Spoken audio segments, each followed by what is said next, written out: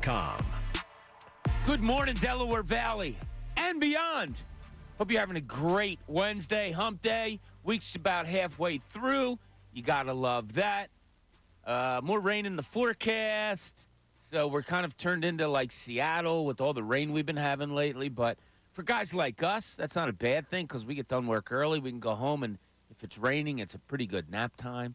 So hopefully some of you guys can do that out there too. But I hope you have a great Wednesday today. Thank you for joining us here on the John Kincade Show. Bob Cooney, Pat Egan, Brendan Gunn behind the glass again, filling in for John, who's enjoying 83-degree and sunny weather on his vacation today. So lucky him. Congratulations on your success, John Kincade.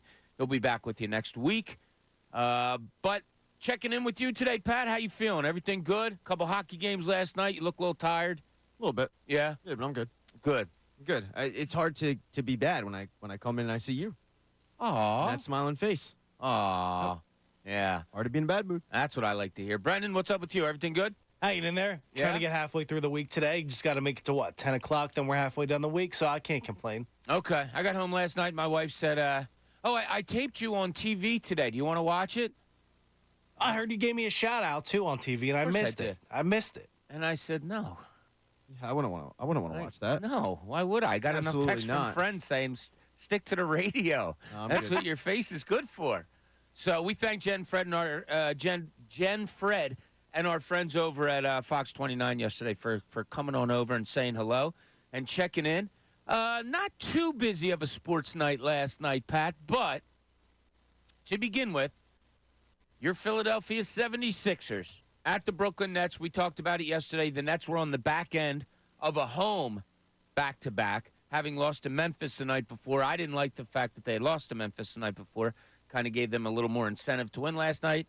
And sure enough, they went out and did that with a 112-107 win over your 76ers, who were missing Tyrese Maxey with a concussion that he suffered on Sunday. Yeah. That he came back from on Sunday. We're going to circle back to this a little bit because, I don't know, when I heard the news yesterday, I want to get your guys' reaction to it. Maybe you guys out there in the listening audience have some reaction to it. Is this becoming a not good familiar theme with your 76ers? That injuries, are they handled properly? I don't know. We'll circle back on that. Kyle Lowry last night, another start, another 34-plus minutes. He played okay. He was fine. He was the only starter that was in the plus and the plus-minus last night. Yeah, he was fine. Yeah, fine. But unfortunately for them, they needed more than fine. Yeah, they do. Because when you have Tyrese Maxey out, and now you're down to your third option, being your number one option, you need somebody to step up. And they just, I mean, Kelly Oubre tried. Yeah, he did. He scored 30, and he was 30 great off off the the bench. bench. He was great. You need somebody else. And Yeah, Tobias Harris had you a decent night. Yeah, he was 18 and 9. fine. Yeah, never the complaint that you have and many have, and understandably so. Never took Didn't it. grab the game by the throat at all at any time. I need to see Latrell Sprewell out there. Yeah. Grabbing the game by the throat. Yeah, Come on. leaving some scratches on P.J. Carlissimo. But, yeah, never at the time like, all right, I'm taking over now when we need baskets. Never more did they need baskets last night than they got a 92-84 lead with about 9 minutes to go on an Oubre 3, I believe it was. So they get up 8. They go down the other end of the court, and Mikal Bridges takes a 3, and K.J. Martin steps underneath of him. They call it a flagrant foul. The Nets get 3 foul shots and the basketball. Anyway, that led to an 11-0 run. The Sixers didn't score another basket for like 4 or 5 more minutes. And the game was kind of settled there. They tried to battle back, but just not enough firepower. It's funny when you say Kyle Lowry, he was all right.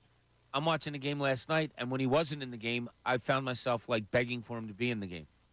That's where this team is now. Did you? No, not even a little bit. So that's kind of where you are. The Sixers, we talked about it, the previous 2 games combined, only 15 turnovers. They had 12 of them last night. I thought one of the biggest points was Mo Bamba and Paul Reed in 31 minutes. They combined for 9 points and 5 rebounds. And they were just not good defensively. No, I said the other day, you need those 2 guys to give you what they gave you previous game in Dallas.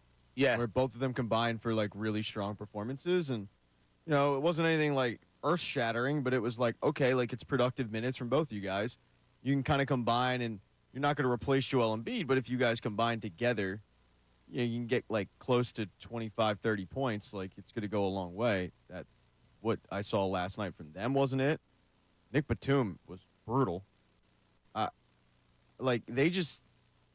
It's the most Philadelphia 76ers loss because you're going into it, you don't have Tyrese Maxey, and you go, man, that sucks. That's a winnable game. You probably win it with Tyrese. Whatever. All right, I'll check in. And then they play well.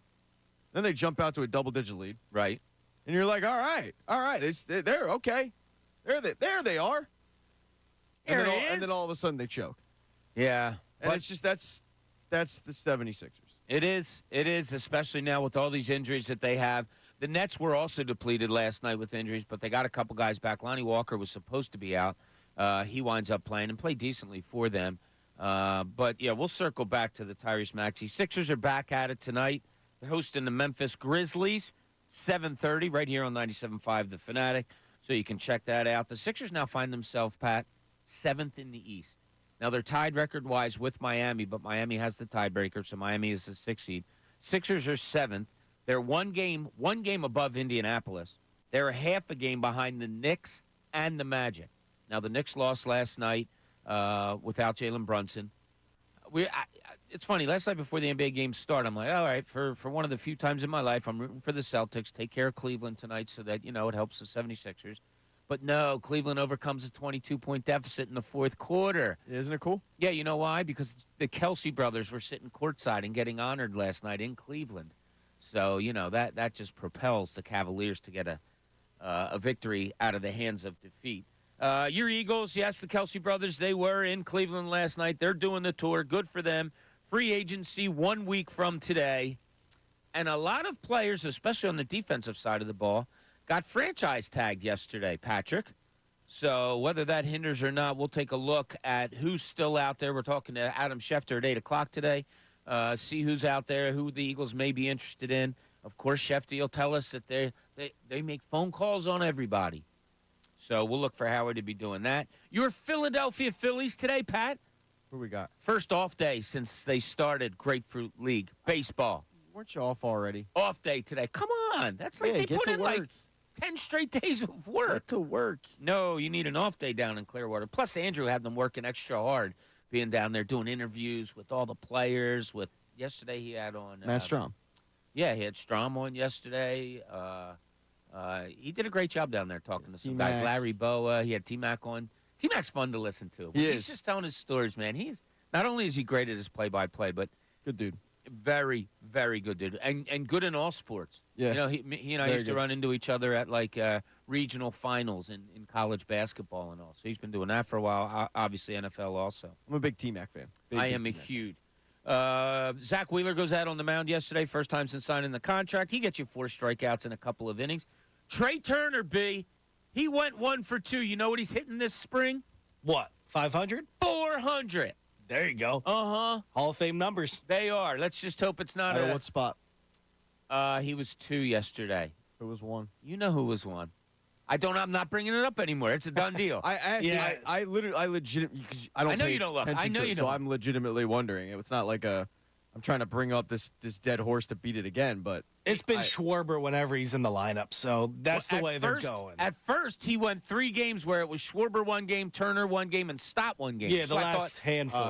So you're right. You're exactly right. The last handful. We've seen enough. He teased it. He's like, you guys want to see it? Okay, I'll give you a spring training game with it. 0 for 3, 2 strikeouts for Schwarbs yesterday. So Bryce Harper's starting to do a little GM stuff a little bit again, a little bit. Todd Zalecki has a story out, if you check it out. There's a line in there that we'll get back to, but it would drive the normal person in this chair ape bleep crazy that Bryce Harper's playing GM again, although he's pretty good at it. I made the case, like, you could make one move you look at and you go, like, man, that didn't work out. Brandon Kinsler. Yeah. He stumped for Brandon Kinsler to get here. That didn't work out. Okay. The other ones did.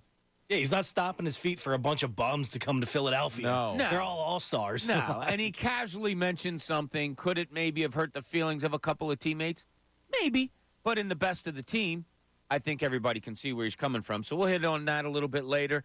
Flyers off last night. They're at Florida tomorrow, as we talked about yesterday. Tough string coming up. 9 out of their next 10 are against teams that have more points than they do. Trade deadline approaching Friday, Patrick. The obvious names, Nick Seeler, Mark Stahl, Sean Walker. You're not getting anything from Mark Stahl.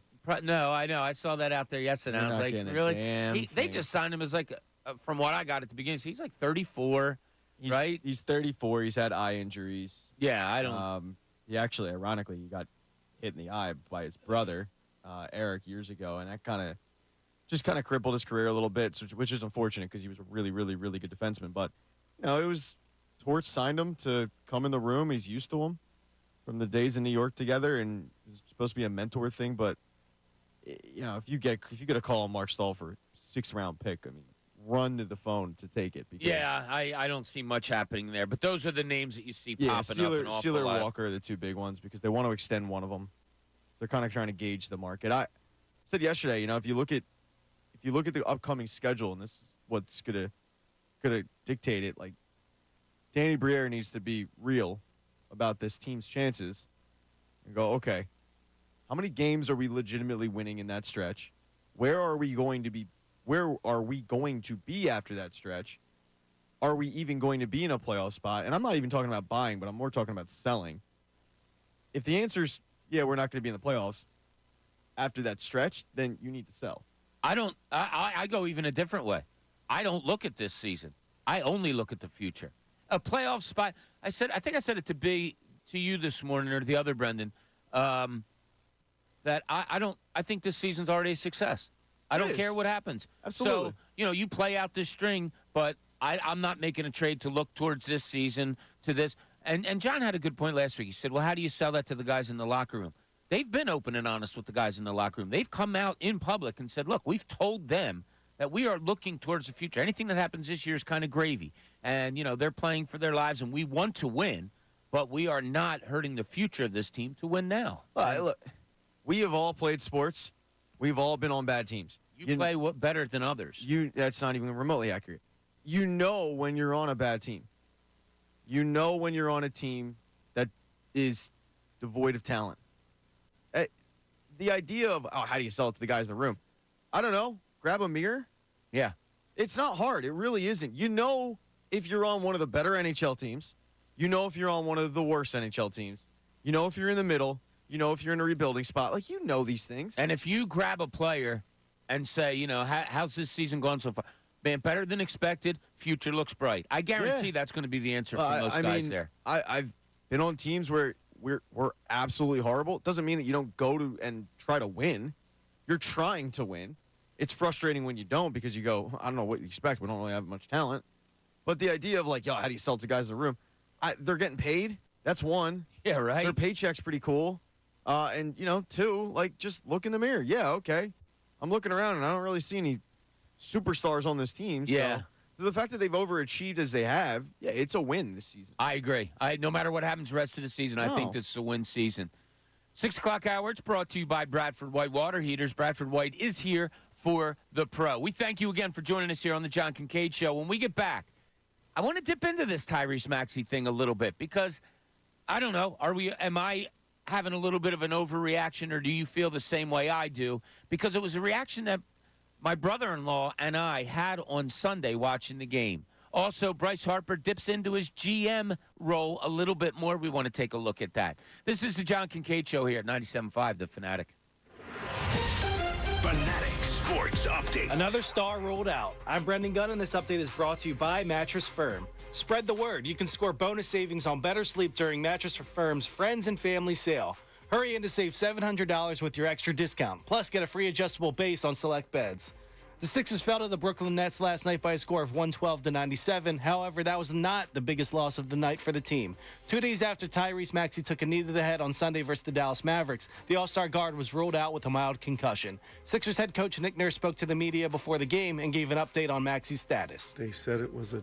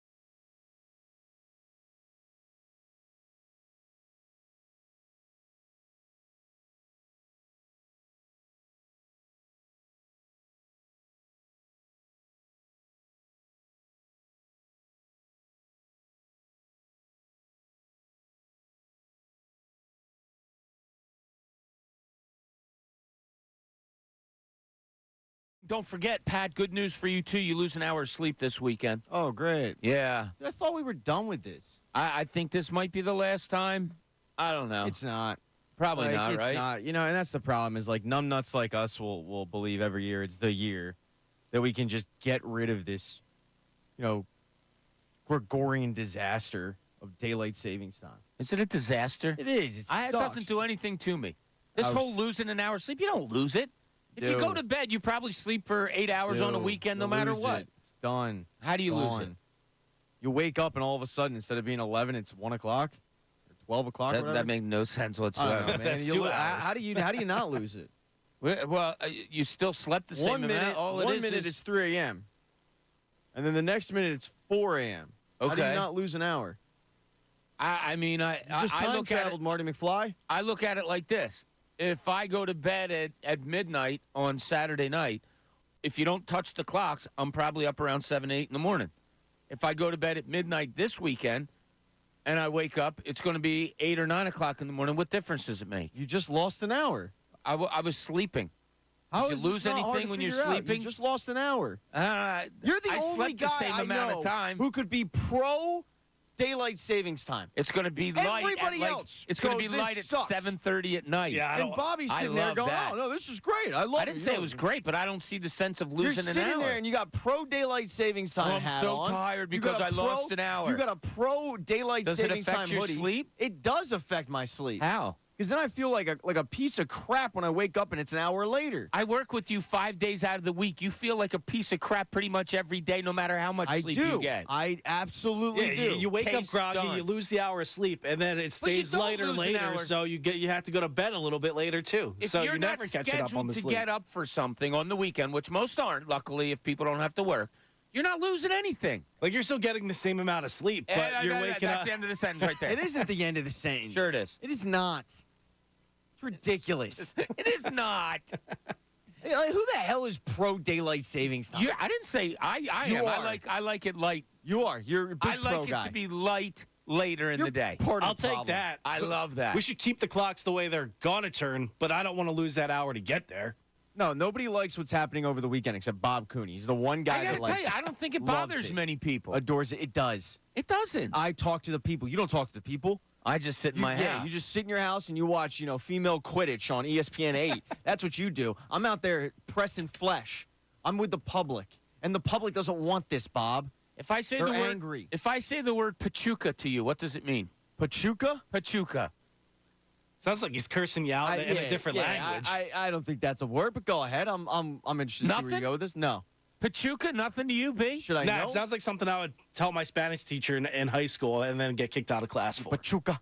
Spanish is good because it's the team that the Union played last night in CONCACAF Cup play from Mexico.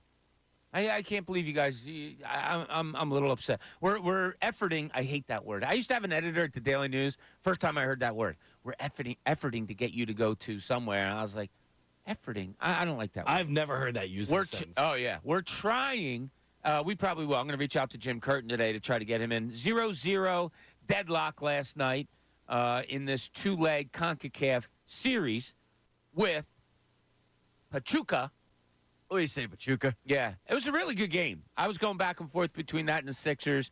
I thought it was one of the more entertaining Union games I've seen in a while. They played really, really well.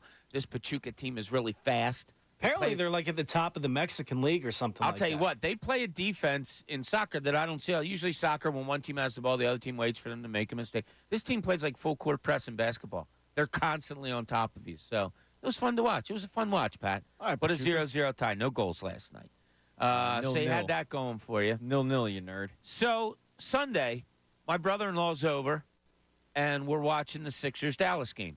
Okay. Third quarter, Tyrese Maxey goes down, takes a knee to the head. I think we all saw it on replays many times. Yeah. Pretty good one. He was hurt. Take him off the court. He goes off. Sixers continue to play. Comes back in the fourth quarter, and my brother-in-law and I both, and I kid you not, just when we were sitting next to each other, looked at it like, really? Really? Why? Now, that's just what our reaction was. The game went on. We didn't question anymore. Sixers get a win. Maxey scored some points in the fourth. Okay, good. Then you find out yesterday he's got a concussion. this comes not on the heels of, but I'm sure it made many people think of. You go back to the end of January. Joel Embiid's playing against Golden State. Doesn't look himself at all. Walks up the ramp to go back to the tunnel, holding his knee. Comes back to play. Can't jump at one time. Plants 2 feet. Goes to jump. Can't even get off the ground. Then finally falls to the ground. Knee gets hit. He's been out ever since. Still can't believe nobody ripped him out of that game. Right. And should we be surprised that Tyrese Maxey wasn't held out on Sunday? Or am I overreacting because of the Embiid thing? I don't think you're overreacting to it because we are so preconditioned in this city, especially with that team, the Sixers, to not trust their medical staff. Because for years they were the most I don't want to not trust them. They were the most incompetent group for years. And they have since changed medical staffs. So I feel like they have gotten better. But this year it feels like we're back to 6, 7, 8 years ago where it was like, what the hell are you guys doing? Now, listen, I am not playing medical professional. I am playing hindsight. I will say it. I'm playing Monday morning quarterback. But if a guy goes out with a head injury, especially your best player right now, he goes out with a head injury, you may test him there and he may pass protocol. But don't you normally err on the side of caution? Maybe not. Maybe in football, oh, no, he passed protocol, so boom, he's back in there. Yep. And then you get the concussion a couple of days later? Well, I would assume it's probably like the NFL where if you pass protocol, you're good to go. I don't remember, though, a lot of cases where NFL players pass the protocol and then have a concussion. Right. Like, the delayed concussion is the questionable thing. I don't know what protocol they even have in the NBA. I mean, I'm sure they do, but, yeah. Having a concussion is so – it's not an injury you're used to seeing in the NBA. No, and I just don't – it did. It kind of – yesterday when it was announced he was out because of a mild concussion, I was just like, oh, my God. I almost called my brother-in-law because, like I told you, we had the exact same reaction when he came back into the game on Sunday. I guess there was extensive talk of whether he should go back or not, but if there's any kind of talk with your star player with a head injury – yeah. isn't there someone that's saying, no, let's hold off. We still have to travel all the way back up to New York. He's going to have to get on a plane probably if he's okay. No, it's better off keeping him out of this game. Yeah, who's the adult? I just don't get it. B, were you surprised yesterday when you heard he was out with a concussion, or were you just like, oh, okay, no big deal? I could be overreacting. When I flipped on pregame and I saw Tyrese Maxey was out with a concussion as the main talking point for the show, I was like, how the hell did this kid come back in the game on Sunday? I would not play any sort of games with my best player right now, with my other best player out for who knows how long. I would just play it safe. I know we have a tough stretch, and we're trying to stay in the play-in tournament, and you need to win every game you can, and you're still in the game in Dallas on Sunday, and that's a tough game. But I was just going down the stats from the fourth quarter when Maxey came back in from Sunday's game. It was bad pass, 2 fouls, a couple missed shots. So clearly he wasn't himself.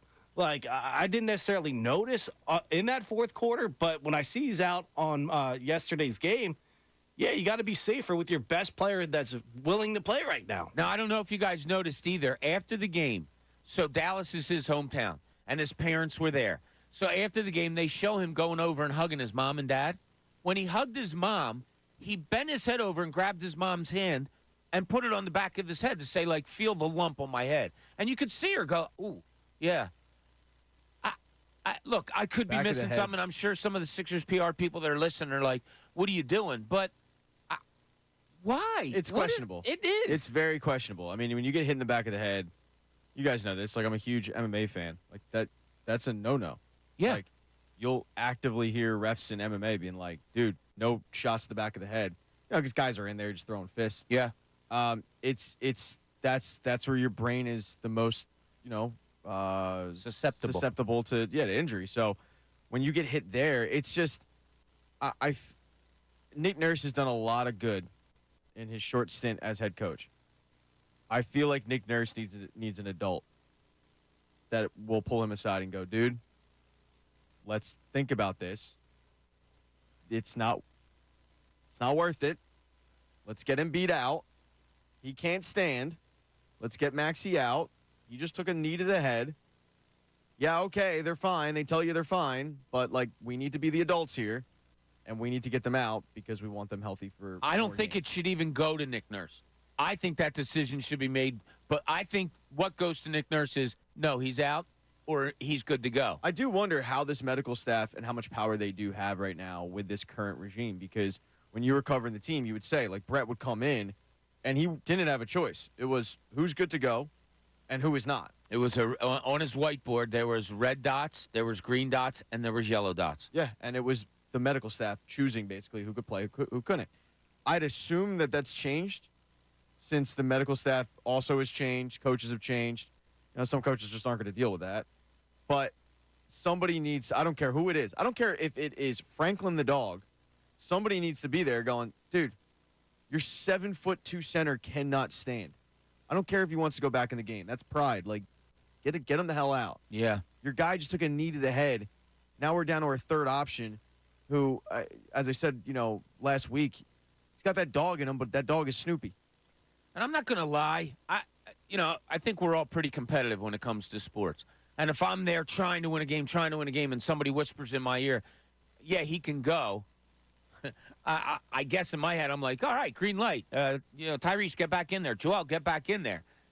It can't come to Nick Nurse to that. He's too into the moment. Somebody off to the side that isn't totally invested in win-loss has to say, like, no, this kid just took a vicious knee to the back of the head. He's done for the day. I don't have a problem if you're in the moment. My issue going back to the Embiid injury is the fact that was egregious. Like, yeah, in the moment you knew it was bad. In the moment you knew he didn't have it. Maxey's different. Okay, fine. But, like, in the moment with Embiid, it was like, this is not good for a guy that's always injured.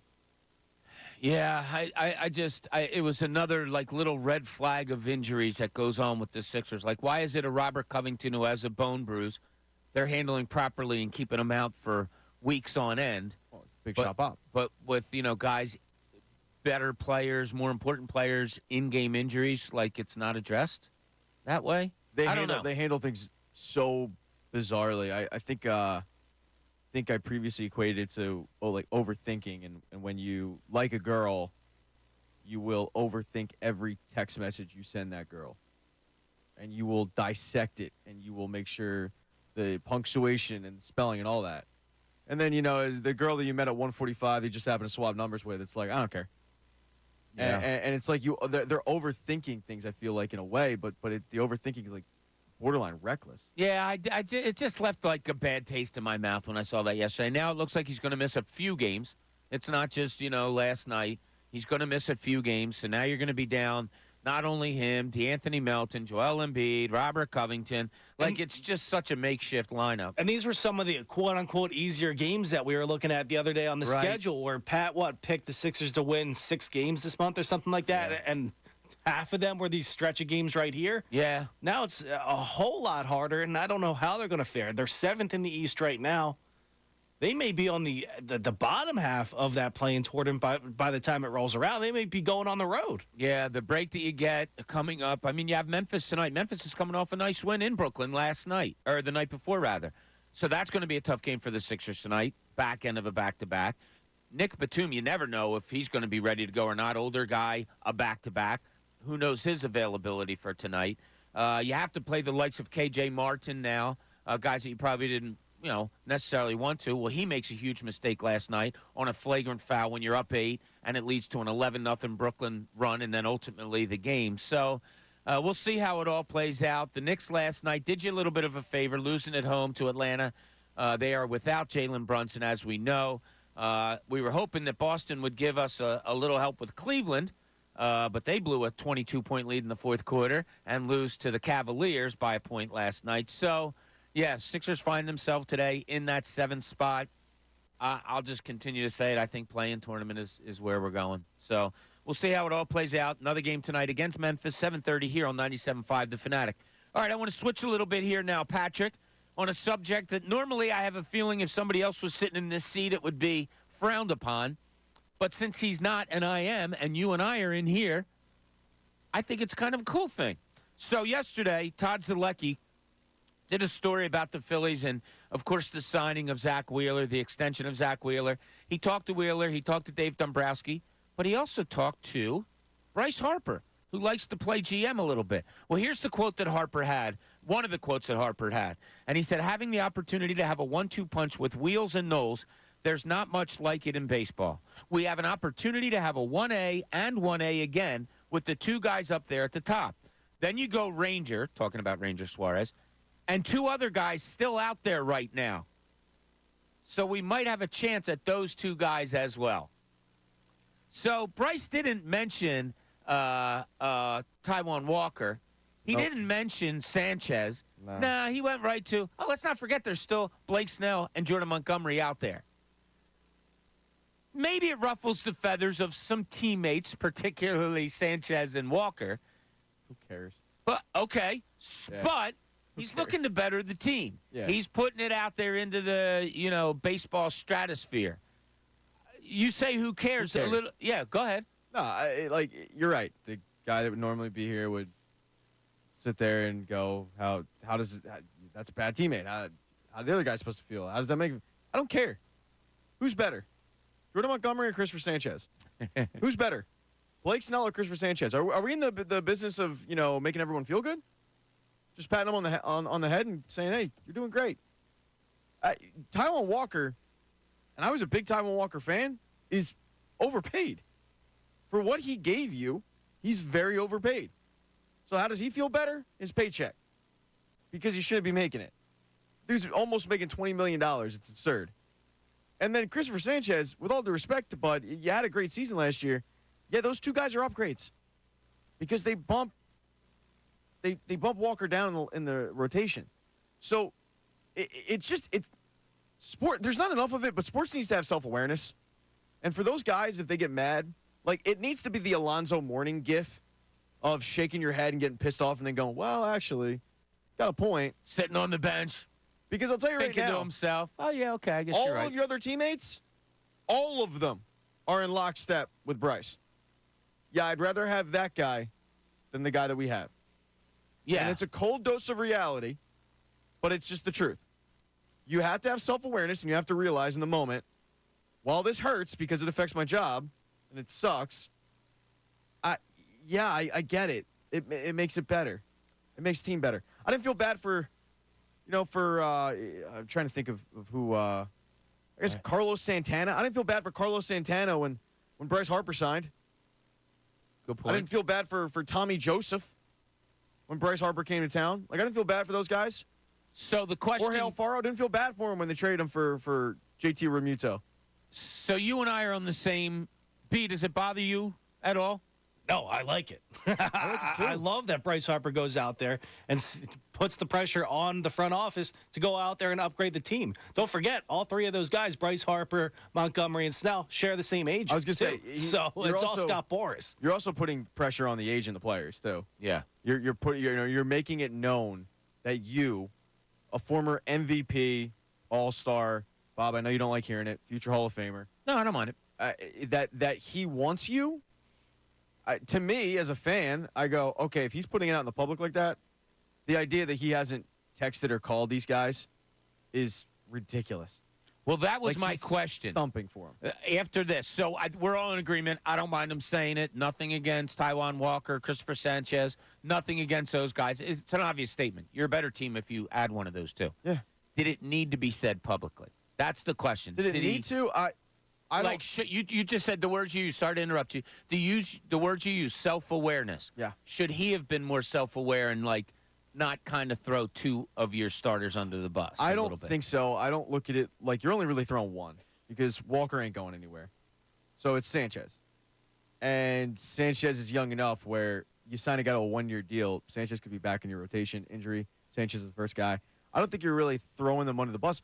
But also, we've had Bryce Harper in town long enough to know that's not him.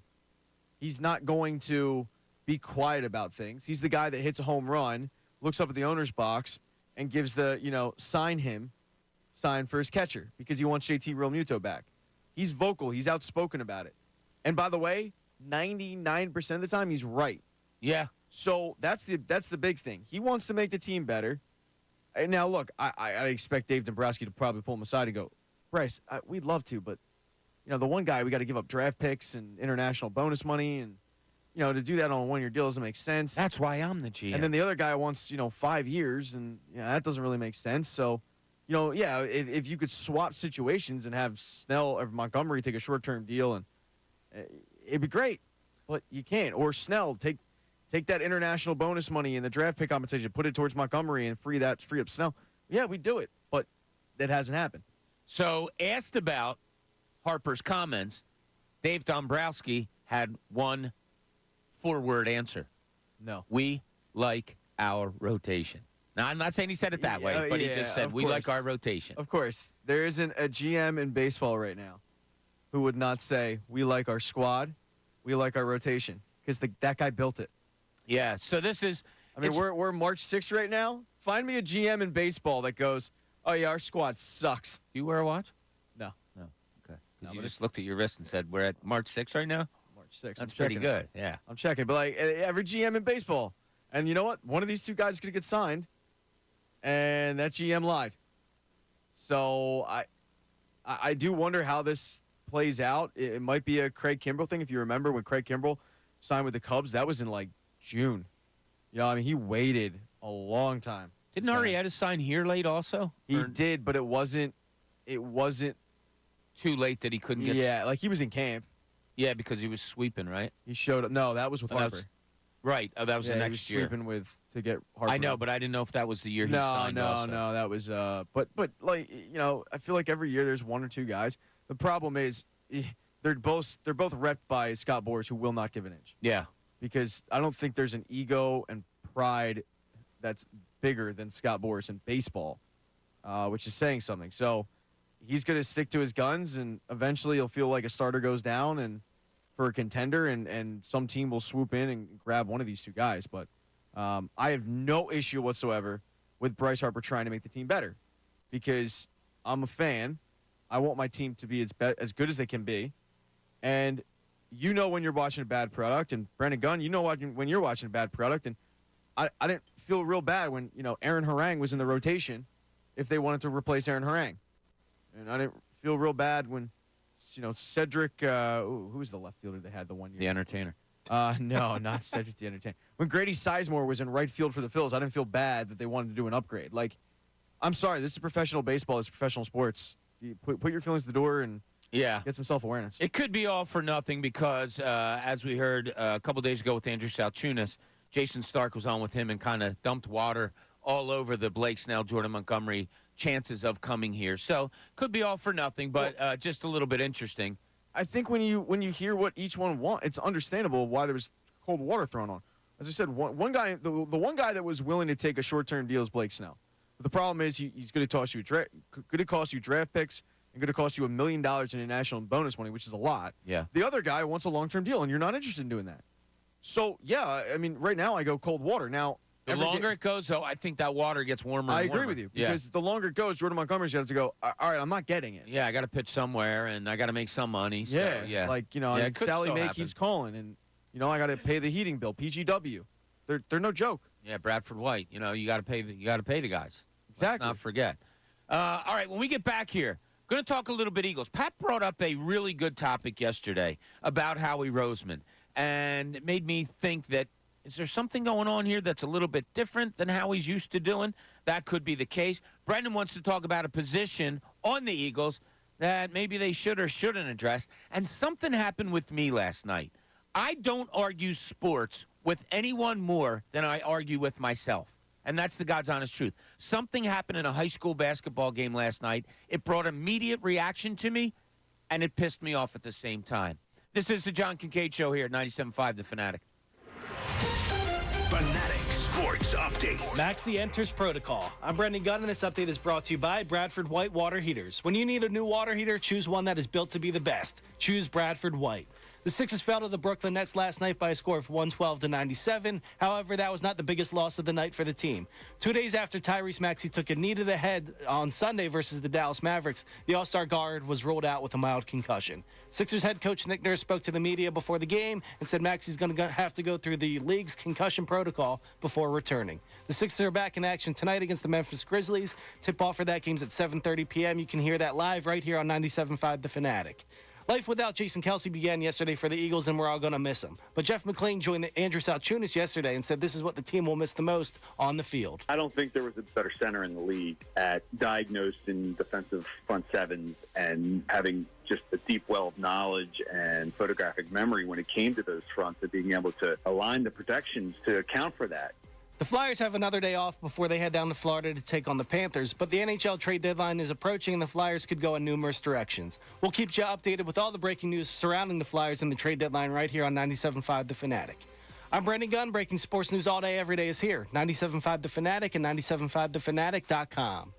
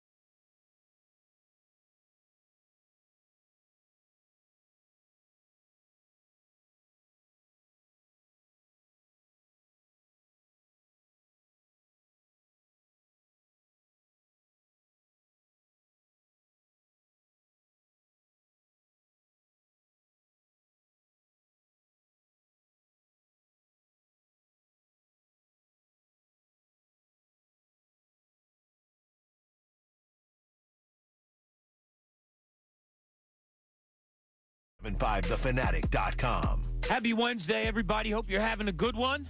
Hope you get through it and half of your week is over and you can start eyeing up the weekend. It's like I do every morning. Me and Brendan have this thing.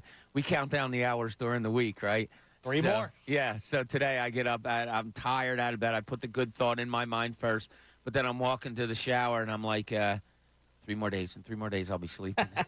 This time in 3 days, I'll be sleeping, even though it's going to be 7 or 5 o'clock. You're losing that hour. Yeah, exactly. Yeah, but all right. So I got a little ticked off with myself last night. So sitting at home watching games and all that stuff. It's later at night. I get a text from my friend Rock, and he's like, "Check this out," and it's a video of a high school state semifinal basketball game between 2 South Jersey schools. I'll leave the schools out of it. Kid makes 2 foul shots with 5 point something to go to put his team up 1. Okay? Other team inbounds the ball, runs down the floor. A kid takes like an off-balance runner, misses, but a kid on his same team grabs the ball and like quickly just, like a grab shoot and follows it up, and it's good. And the place for that team goes nuts. And they're jumping all over the floor and everything like that. And I'm thinking, wow, what a win. And it's a huge upset. Huge upset. So look at that. I'm like, I text back. I'm like, wow, that's awesome. He goes, no, you didn't watch the whole thing, or you didn't read the whole thing. The referees gathered after everybody celebrated and all this. In high school, you're not allowed to look at film or anything. You can't look at any tape. And they called it off. So this was just the video of the horn sounding. So I listen again. I'm like, I text back. Man, it's obvious. That ball was way out of his hands before the horn sounded. So I thought maybe there was a clock malfunction. A little bit later, there's tape of it, somebody's phone, right on the clock, right on the play as it's happening. Not even close. It's a good field goal. The back official who sees the scoreboard and the play called it good. Some of the other two must have gotten together and said, no, we have it as not good. Waved it off. Boom. The team that should have won now lost. They can't change it.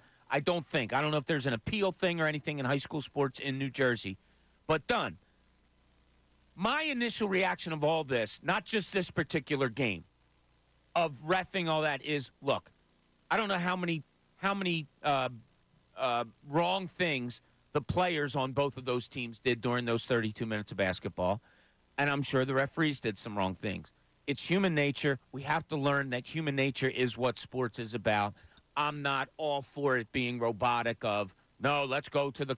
But in this case, I don't know. I felt like, and maybe because it's kids, I felt like some kids got cheated out of it. Yeah, that's what annoys me about the story is some kids lost a moment of their lives, right? Like that was going to be a memory they would remember forever. Now it's got to be for all the wrong reasons. Yeah, and part of me, that reason it goes back, and Pat, I've talked to you about this more than anybody. The years that I was in professional locker rooms, and you're sitting around, and I've said this on the airways before, and you're sitting around and just talking. I'm not reporting, we're not on the record, we're just talking. These guys that make millions and have made millions upon millions and millions of dollars, the heart and soul of their great stories go back to high school. And they go back to their formative years. I mean, you're talking to someone that peaked in high school, and and these guys did it. Looks fondly, back in high school, and got deep Doherty love. So, my initial reaction was, man, it really sucks, because for the rest of his life, that kid is going to tell people, yeah, I hit the game-winning shot, but, and then he's got to follow it up. Yeah. And there's going to be some people that hear the story, and they're going to go, yeah, no, didn't happen. But he has the proof on his. He's going to have it forever. But it's one of those, like, it's just, there's no other way to say it. It's not, it sucks for him. Yeah. It sucks for him. It sucks for his teammates. I'll even say, like, in a way, it sucks for the referees. It does suck for the referees, because there's human nature.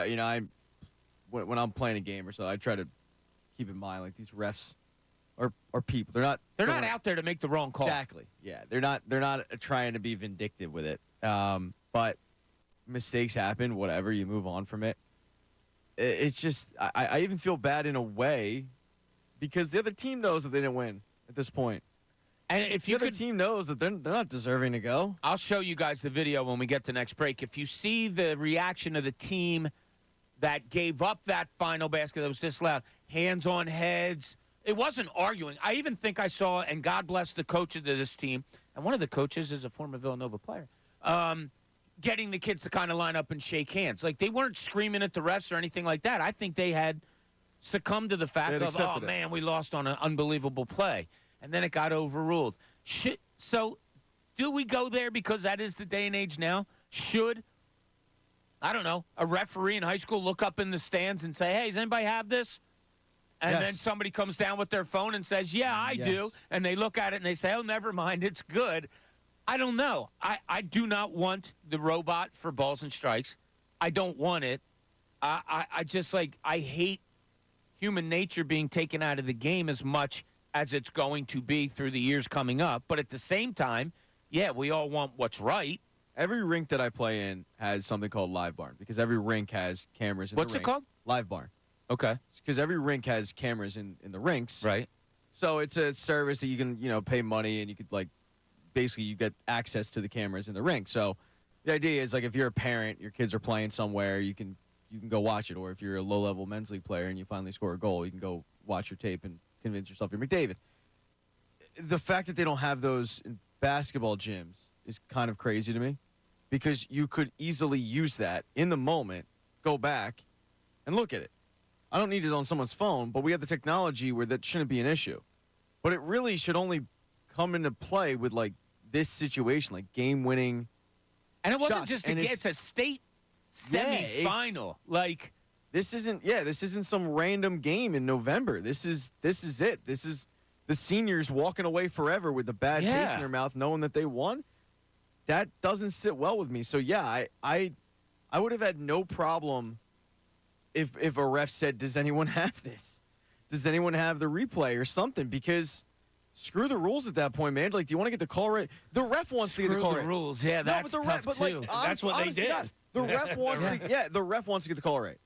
So that's why I say screw the rules, because that ref waking up today knowing whatever, both refs waking up knowing they screwed this up, they feel sick. Like they don't like that. No, that's probably ruining their day. Yeah. So that's why I go, like, dude, throw the rule book out the window. The other teams accept a defeat. They're not going to argue it. Yeah, you're going to have Joey's dad up in the stands yelling about it. All right, well, screw him. But other than that, like, you're getting the call right. Isn't that the whole point of this, is to get the call right? Yeah. There's human error with a missed call in the second quarter. Now, this is the game-winning shot. Yeah, I have. Now, listen, I'll tell this story first. I just watched it because you called it up? You gave the little clue with the Nova coach, so I looked it up, and not even close, right? Not even close. Yeah. Like, not even close. Like, that's a shot. The ball was in the air with like 0.3 seconds left. You could clearly see it. Yeah, it's look, congratulations to the team that was awarded the win because they played a hell of a game. Came back from a big deficit, all that. But I have a lot of friends that are referees. I know they don't want to get it wrong, but I also know that I don't know if they want to be overruled all the time, too. Like, how often are you going to it? It is high school. There has to be room for error, all of that stuff. I understand. This is how important high school is, though. And people out there, just a little story to it. T.J. McConnell and I were talking one time. T.J. McConnell was playing Newman Goretti in the state championship his senior year. Newman Goretti was phenomenal, like they always are, right? I think they were pretty good favorites over T.J.'s school that was out near Pittsburgh. McConnell has like 38 in the game. They're down 2. He misses like a 30-foot jumper for 3 that would have won the game. Fast forward, he's playing with the Sixers. Middle of the season game against the New York Knicks. He hits like a baseline 12-footer at the buzzer to win the game. Team goes crazy, blah, blah, blah. You know, it was during the process. It wasn't.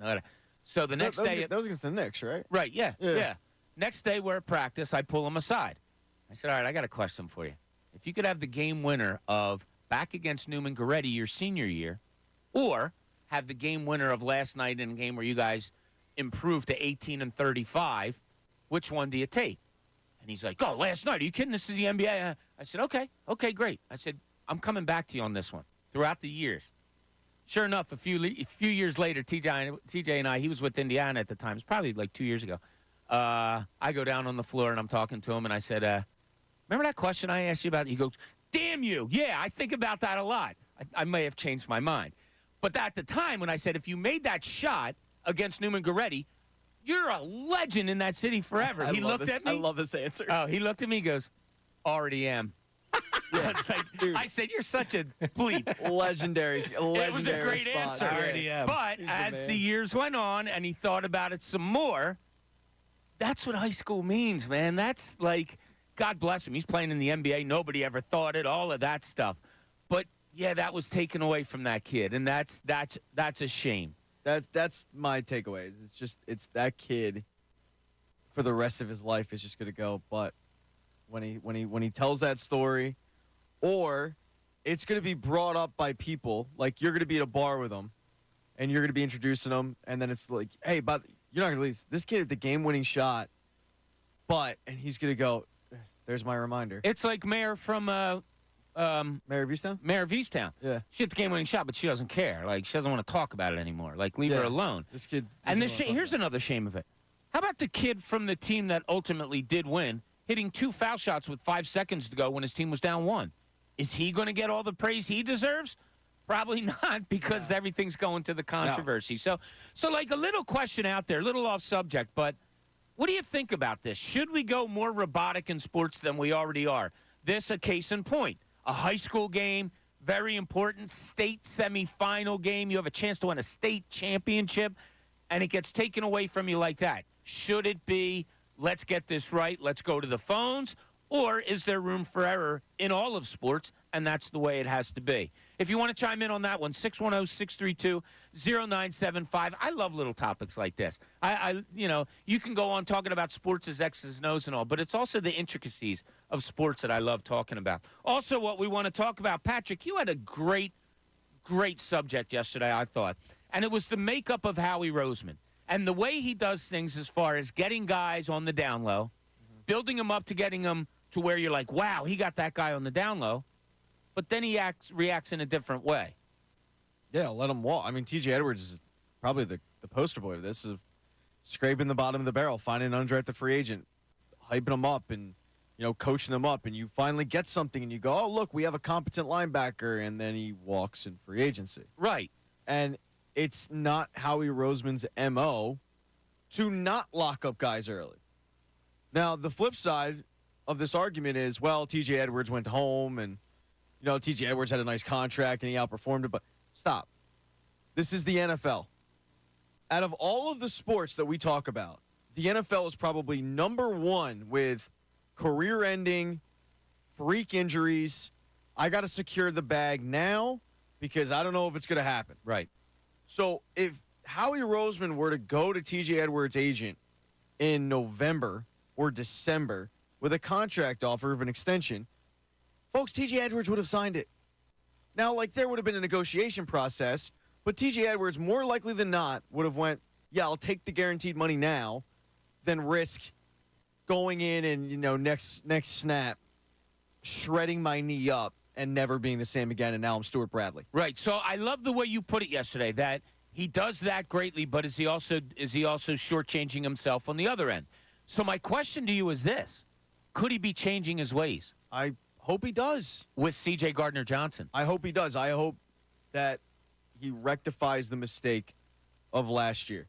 He's so good at finding value where others don't. Oh, okay, you have this guy, and you just want to get something for him because you can't extend him. Well, we don't know if we can send him either, but here's a 4th-round pick. You get C.J. Gardner-Johnson.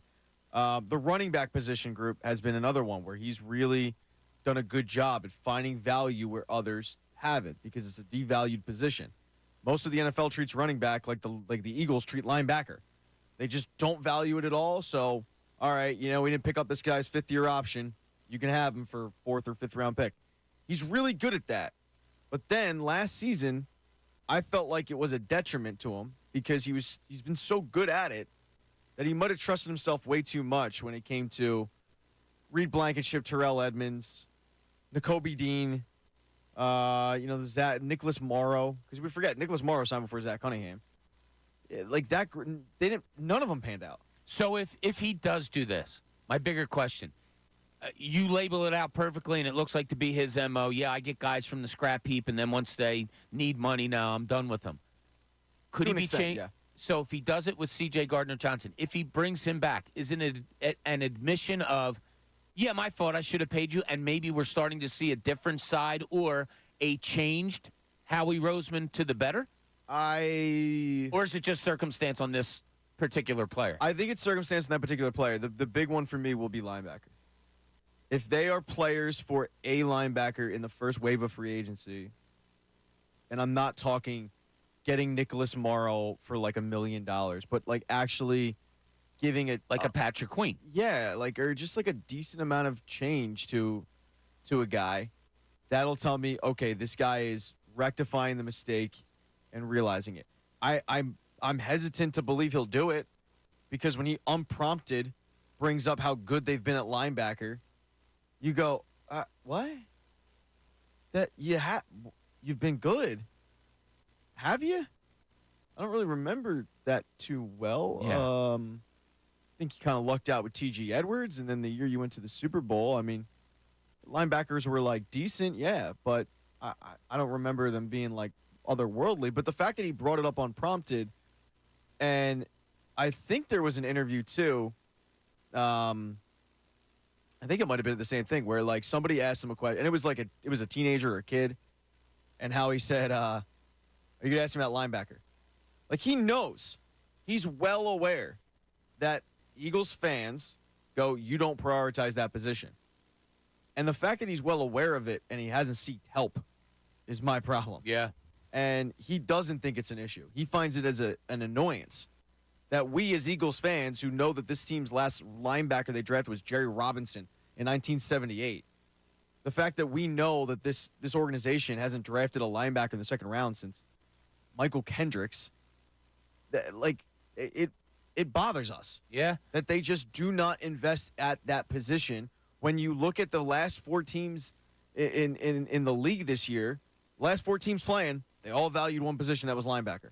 I'm not saying you even need to go out there and spend a first-round pick, but you need to do something at the position other than going, oh, okay, we'll take the guy that Chicago let go to get T.J. Edwards. And you're right. He's so well aware of it in the fact that he was asked about the defense. He was asked about the defensive line a couple of weeks ago and then went straight to the linebackers. He gets so defensive about it. He's aware of it. I just wonder if they do this CJGJ thing, if he winds up coming back, okay, that's just one player. But I wonder if it starts the wheels moving in Howie's head of, all right, I'm really good at finding these guys. Maybe I should pay him. Maybe I should do what Pat said, and in December, offer them some kind of an extension. One way you don't want him to go, Brendan, you put in our show notes today, concerns the running back position. Yeah, yesterday. You're against something here. Yeah, yesterday was the trade or the franchise tag deadline for the NFL, and one running back up in our division up in New York was not franchise tag. And Pat Leonard of the New York Daily News came out with a report shortly after that the Eagles could be interested in Saquon Barkley. I don't want to go that direction. We're talking about a guy that's 27 years old. He's coming off an ACL injury in 2020, 2 ankle sprains since entering the league, and he's one of those running backs that will get paid. I don't think he'll make Christian McCaffrey money, but he'll be on the upper echelon of running backs that do get paid this offseason. He's probably going to be the most sought-after running back. You can go after DeAndre Swift and just keep him here for probably half the price. Yeah, it's a flashy name in Saquon Barkley. Yeah, he's a local kid from Penn State, and everybody wants him from that. He's not the answer, in my opinion, and you can spread that money in other directions, like the linebacker position, other areas of need. The running back position is not an area of need. The offense doesn't need that much upgrading.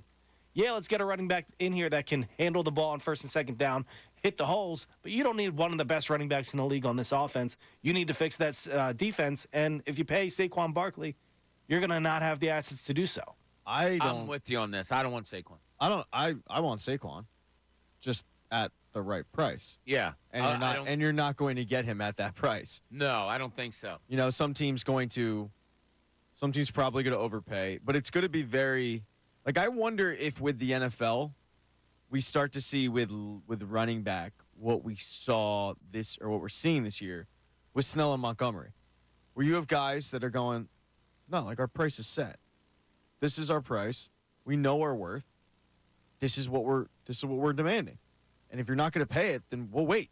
Yeah, remember last offseason there was that talk of collusion with the running backs that they were all going to hold out a little bit to get more money for the position? I could see running backs waiting a long time to get what they think they're worth. The issue is they're not worth that in today's NFL. They're a dime a dozen. They're not. And unfortunately for them, too, last year's highest paid running back in the free agent class was Miles Sanders. He didn't have a good year.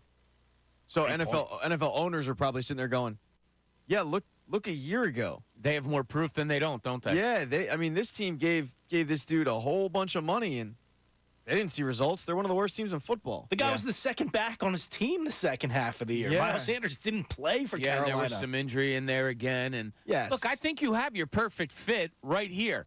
And I mean right here by the kid grew up here. I don't know if he still lives here. He was in your backfield last year. Look no further, Howie. It kind of goes back to the CJ thing we're talking about. You have him here. Just sign him. Just sign him. And if it's too much money, okay, then go the Brendan route where there's going to be guys that you can get. Yeah, there's going to be guys on the secondary market, the tertiary market. Hell, you could get somebody in the draft, but don't go out there and spend $5-8 million on a Saquon Barkley, $10 million. Whatever he's going to command, don't go out, do that, and set the running back market this offseason because that's what Saquon Barkley is going to do. He's going to be the highest paid free agent at the running back position. We don't need that. Yeah, so we'll see how it all plays out. A lot of that will be coming up as the free agency opens next week. So a lot of good times coming with hockey trade deadline coming up also. But when we get back here, a little bit more Eagles talk because I think there's somebody better behind the microphone that I saw yesterday than Jason Kelce.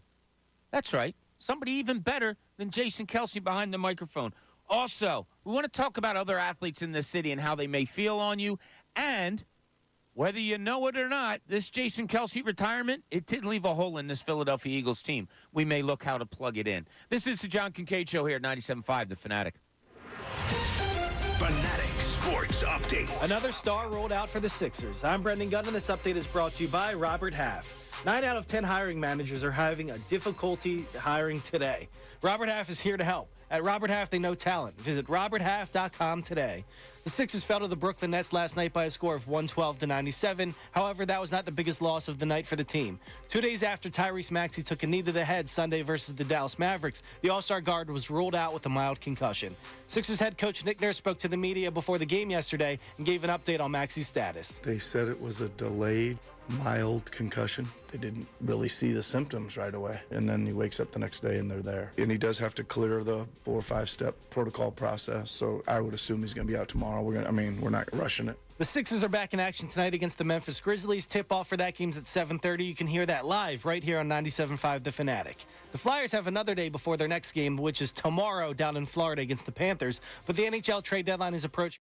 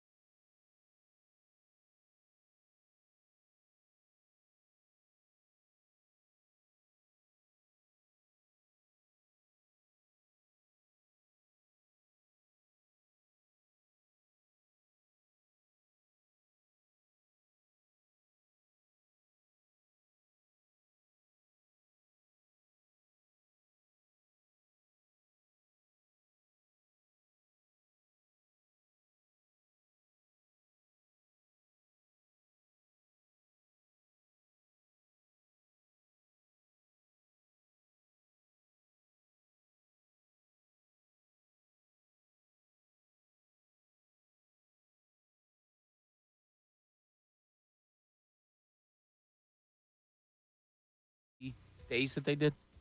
The Happy Days? Yeah, so not Like the Making TV You? show. No, not Tuesday, Making Friday?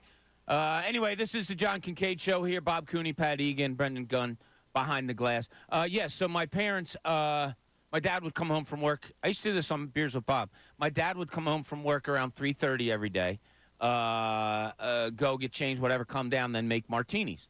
And so happy hour was like 4 o'clock for my parents. And every day they would clean. He would pour two. And I mean, when he poured a martini, you couldn't fit a hair in there that it wouldn't go over. That's how much to the top he filled it.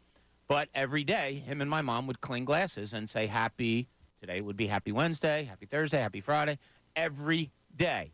I always thought that was one of the cooler things in life that I observed as a little kid. That's funny, yeah, because I do remember like being on the street team here at the Beers with Bob, and you would always do the cheers to the people in the crowd. I didn't know the story behind it. Yeah, that's funny. Yeah, my mom and dad would always clean glasses and say, Happy Tuesday, Butch. That's what my dad would say. My mom's nickname was Butch. Yeah, that's pretty cool, isn't it? yeah, it's cool. It's cool when your parents don't hate each other. Good. It's positive. I'm right there with you, Pat. Yeah. So I didn't grow up with that lifestyle. Me neither. Okay, moving on. There's Bob over here bragging about his great childhood he grew up with. Your parents liked each I other. said damn. that was a cool part of I did enjoy that they I think did you're that. better than us because your parents loved each other and were together. No, the weirdest thing. So My Brendan over here, children to divorce. All right, so maybe I do have a few more childhood memories than you guys do, but one of them was pertaining to the martinis. So my dad had a club foot, okay, which means one of his feet was severely deformed, so he walked with a limp. My dad would come home and make these martinis, and he'd give my mom would be in the kitchen probably cooking or whatever, so he'd give her hers. They'd clean their glasses. He would walk from the kitchen to his chair. Now it was only like a 15-foot walk, while reading the paper with a martini in his hand and the limp. And I mean, he would put that thing down on the table next to him, and I would look at it, and I'm like, my God, you could not fit another thing in there at all. Here's a guy, and he never spilled a drop. Walking with a limp, with reading the paper, turning a corner, put the thing down. You know what that never, means? Yeah, he was great. Yeah, it means that he wasn't walking with a limp. He was walking with a pimp strut. That's what it means. The guy was a G. So when the first martini was done, oftentimes I'd be sitting there or something, and he'd be like, he'd just point to the glass, fill me up. So I'd go and I'd grab his glass, go out to the kitchen where he made the martinis. He had the silver thing where he made them in. The shaker? And what is it called? The shaker. Yeah, the shaker. How do I know And that? You don't. I don't know. Doesn't I make don't mix sense. drinks. I only drink beer. This isn't good for your brand, but So anyway, I would go and I'd fill it up and I'd bring it to him. I'm not kidding you. 9 times out of 10, he'd just look at it in disgust. You gonna fill that up? And I would be, there would be like a smidgen of the top of the glass showing. I'd be like, oh my God. And I'd go back and I'd fill it and I'd start walking. I'd spill something and I'd have to go back. And like this guy. Why don't you just bring the shaker? Because it was a challenge, Pat. Life's about challenges. Oh, that's why. or you just didn't think He would have smarter, thought I was harder. a pud.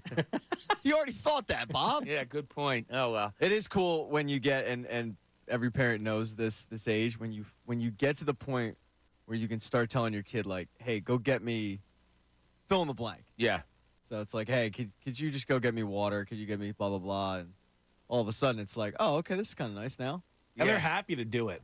Until they start talking. Let me back. tell you, man. Yeah. So I had Jack do skating lessons for, I think it was 6 weeks, and half the class was with me because we would be able to get out there with our kid and skate around. And I'm obviously an athletic freak, so I'm really showing off for everybody. Fast and Sammy Kapanen out Yeah, I'm there. showing the people what's up. And I think twice he would be like, he just didn't feel like doing it. He was, no, I don't feel like skating over there. And we would like pick stuff on the board. We'd be like, all right, like let's go skate to that.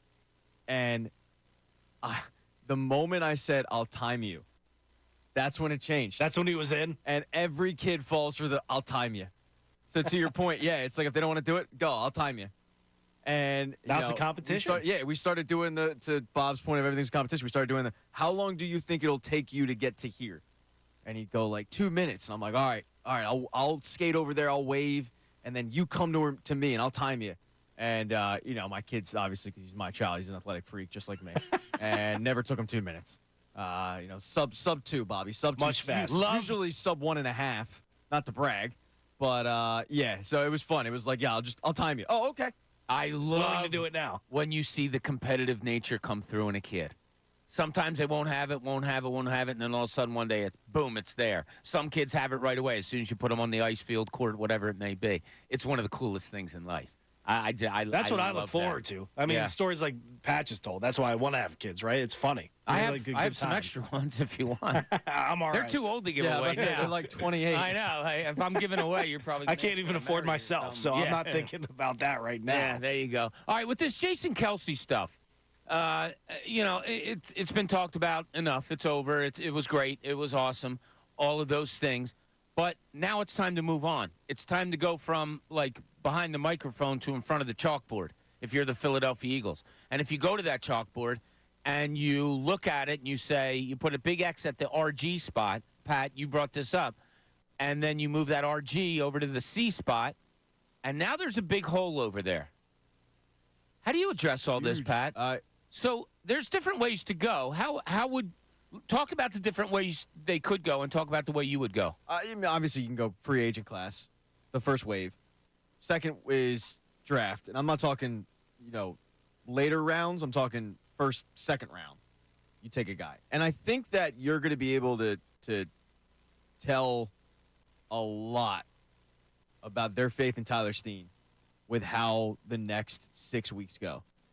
Because you have free agency, then you do have the draft, and if they don't end up addressing it in those two areas, draft, free agency, then they obviously have a lot of faith in Tyler Steen, which means that Jeff Stoutland has a lot of faith in Tyler Steen. Now, me and BG, you said it too, like, it's hard to have faith in a guy that barely got on the field, and we have a little bit of recency bias with that towards, Tyler Steen because of Nakobe Dean. And with that, we made excuses of like, well, he's not getting on the field because their linebackers are actually pretty competent this year. So, maybe that's why he's not getting on the field. But there is that recency bias of why didn't he get on the field? Why was it situations where he was not only not on the field, he was healthy scratch? Streak closed the last regular season game of the season. Probably the playoffs, too. I don't remember. But like you said, if Jeff Stoutland has faith in that guy, then I have blind faith in Jeff Stoutland. So exactly. So it's a massive hole because I wasn't all that impressed with Cam Jurgens last year, but I'm using it as a giant asterisk because Cam Jurgens was playing a position he doesn't play. You have to take that into consideration. Exactly. Now he gets to play his natural position. Okay, let's see what he's got. But the fact that you're at center and right guard and you're bringing in a new era, it's a little concerning to me. It's been a strength of this team for so long. They've had stalwarts on that offensive line, Jason Kelsey being the biggest, and then you've been able to plug guys in there and haven't really missed a beat. And you've got a second-round pick in Landon Dickerson, and you had a second-round pick in Cam Jurgens last year, and you have a first-round, fourth overall pick in Lane Johnson, and your seventh-round pick ended up panning out, and Jordan Mailata. Like your offensive line was so set and so steady for years, and now I don't want to say it's not steady, but there's question marks. Like it's in flux. That's why I want to get the right guard situation. We need an answer there because Lane Johnson's retirement is coming down the pike too. I want to have a right guard, at least someone on that right side of the line that's solid and we can trust before that happens. And that's the thing. Like they're not going to come out and say we're set at right guard. They'll tell you that they're set at right guard with what they do in free agency and what they do at the draft. Because if they go out there and they draft some guard in the first round, it's like, oh, okay, I know where he's playing. Tyler Steen probably isn't it. Probably just missed on that. But if they don't do anything, I mean, look, they're going to get some depth piece. They're going to get someone in there to be a insurance policy. But if they don't do anything in free agency and they don't do anything in the draft, Tyler Steen's your right guard. And that insurance policy will just be a camp battle for all intents and purposes. But Tyler Steen's going to end up probably winning it because Jeff Stoutland went to management and said, I think we're good here. Could there be another way they go? I'll bring that up after we talk to Joe in West Philly. Joe, you're on 97.5 The Fanatic. What's going on? Hey, good morning, fellas. How you doing, buddy? You know what? I think it's not fair to Lane Johnson to put in. I think they need to go out and get a solid, plus guy. Lane Johnson is at the end of his career, and he doesn't need rookies and all that kind of stuff next to him. I think they need to go out and find a solid piece at right guard. So you're going free agency to find one? Yes, definitely. I'm going free agency. I want something proven. The other side of the line looks nice. And I don't want Lane over there, at this point in his career, his age, trying to deal with rookies or, journeymen. I think he needs a solid guard next to him.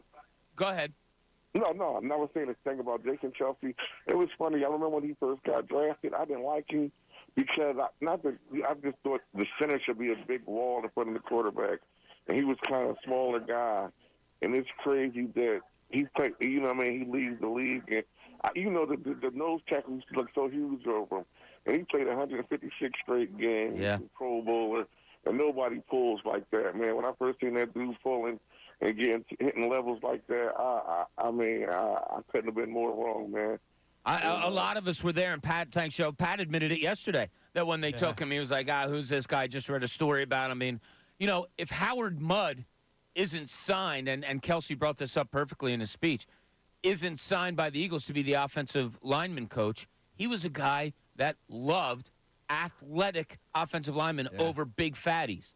And if it wasn't for that, who knows if Kelsey would have got the chance? Who knows if he would have gotten as good as he got? And then, in comes Jeff Stoutland to even further the talent that he had. Yeah, the Howard Mudd thing was questionable at the time because you had Juan Castillo. We always look at least me and you do, we've talked about it a lot, that the Eagles have been very fortunate where they've gone from, like, great left tackle to great left tackle to great left tackle. You went from Trey to Jason Peters.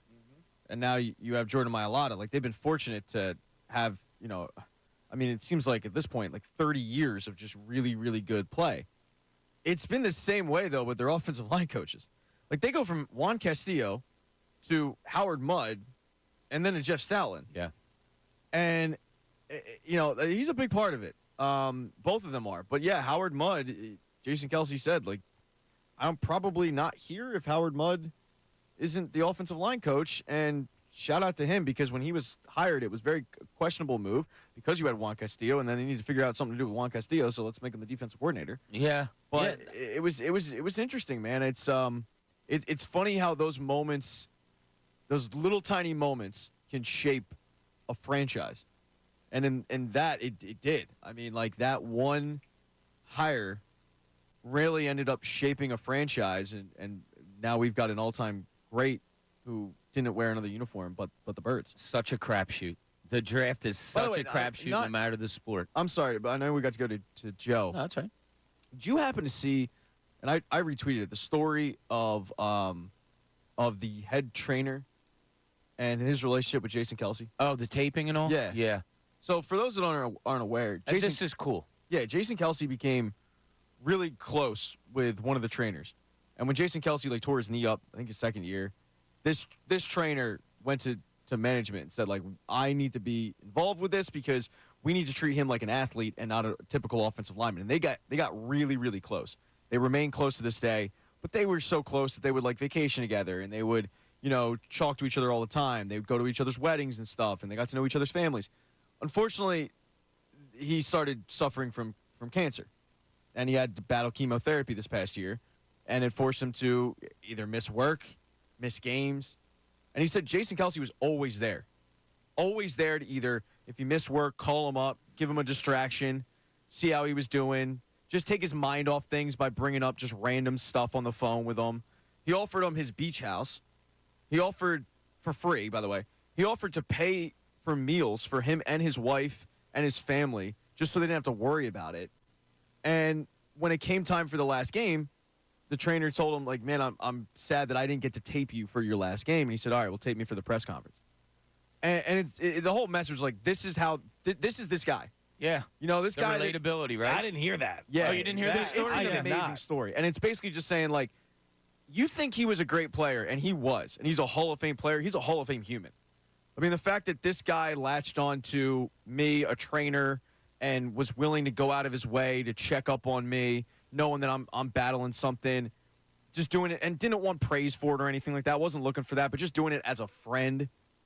That dude, that's why he's so beloved. And that's what's helping me out with the retirement a little bit because I'm sad I'm not going to see him on the football field anymore. But I expect this guy to stay in the community in the greater Philadelphia area for the rest of his life. You're probably going to hear from him more. Yeah, we're going to see him a lot more, and a lot of the human side is going to be – that's how we're going to know him from now on. And, hell, the stories like that we might be better off. Yeah, the retirement of Kelsey raises many questions, and Joe in South Jersey has one. Joe, you're on 97.5 The Fanatic. What's going on? Hey, fellas. Good morning. Morning. So I just wanted to get your insight, your take on, we were talking about the Kelsey retiring, Jurgens moving over, and what do you think that does for the Eagles' push? You've seen around the league teams that don't have, a Hall of Fame center and the line that we have, and now that we're creating these holes, do you think this is the end of that era? Are they going to struggle with that? Just kind of what your mind is on that. I don't think it's the end of it, Joe. I've heard this question kind of pop up, but nobody really talk about it. Like, people question on Twitter, is it done? I go to one name, and it's Jeff Stoutland.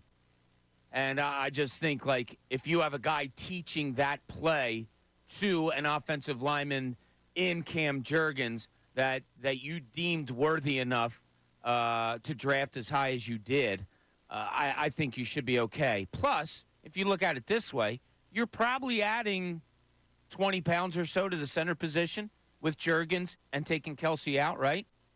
Yep. So I don't think they'll scratch it. Do you? I mean, I don't know. My thing was I always took it as more player than scheme, being that it's such a copycat league. You see what everyone else does. You try to coach it in, this, that, and the third, and we've seen teams struggle with it or not be as successful as the Eagles. So anytime you take a Hall of Famer out of the spearhead of a play that we've never seen work successfully or efficiently as we've seen, you start to question, is player scheme, what is it? Is it put in place? Or, you know what I mean? What's going on with that? No, I hear you. And, Joe, thanks. Appreciate it. Oh, my God. I don't know why. I never really thought about the impact of the tush push. I'm not putting down Jason Kelsey in this seems time like, of love at all. It seems like you hate him.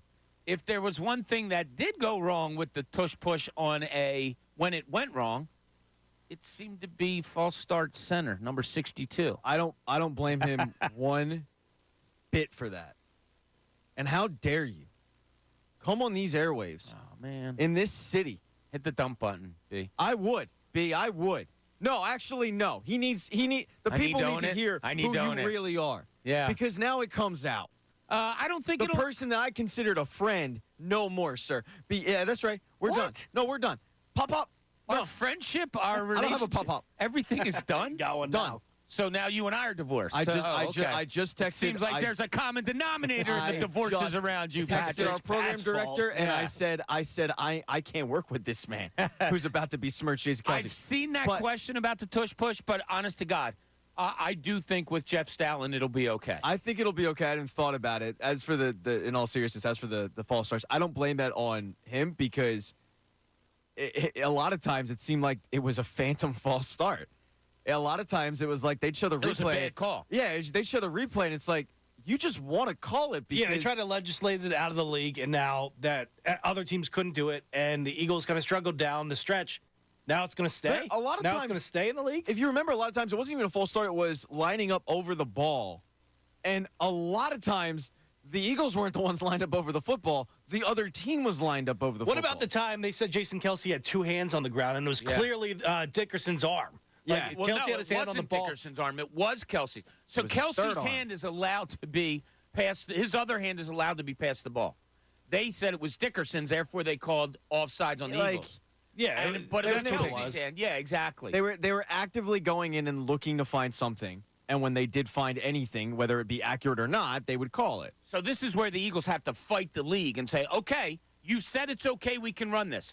We're going to show you, we're sending you the tape. Look how many times the other team was offside. Look at other players jumping over our line and hitting our quarterback. Like, it's time for the Eagles to go on the offensive on this instead of being like, well, if you're not going to ban it, then don't try to take it out some other way. The NFL hates the Eagles like Bob hates Jason Kelsey. You're an idiot. Biscuit, you're on the 97.5 The Fanatic. What's up, Biscuit? Oh, it was funny. Hey, good morning. Good morning. To cut you off. Best bus driver. Listen, I love me some Lane Johnson, but they got to get somebody that's going to play aside him.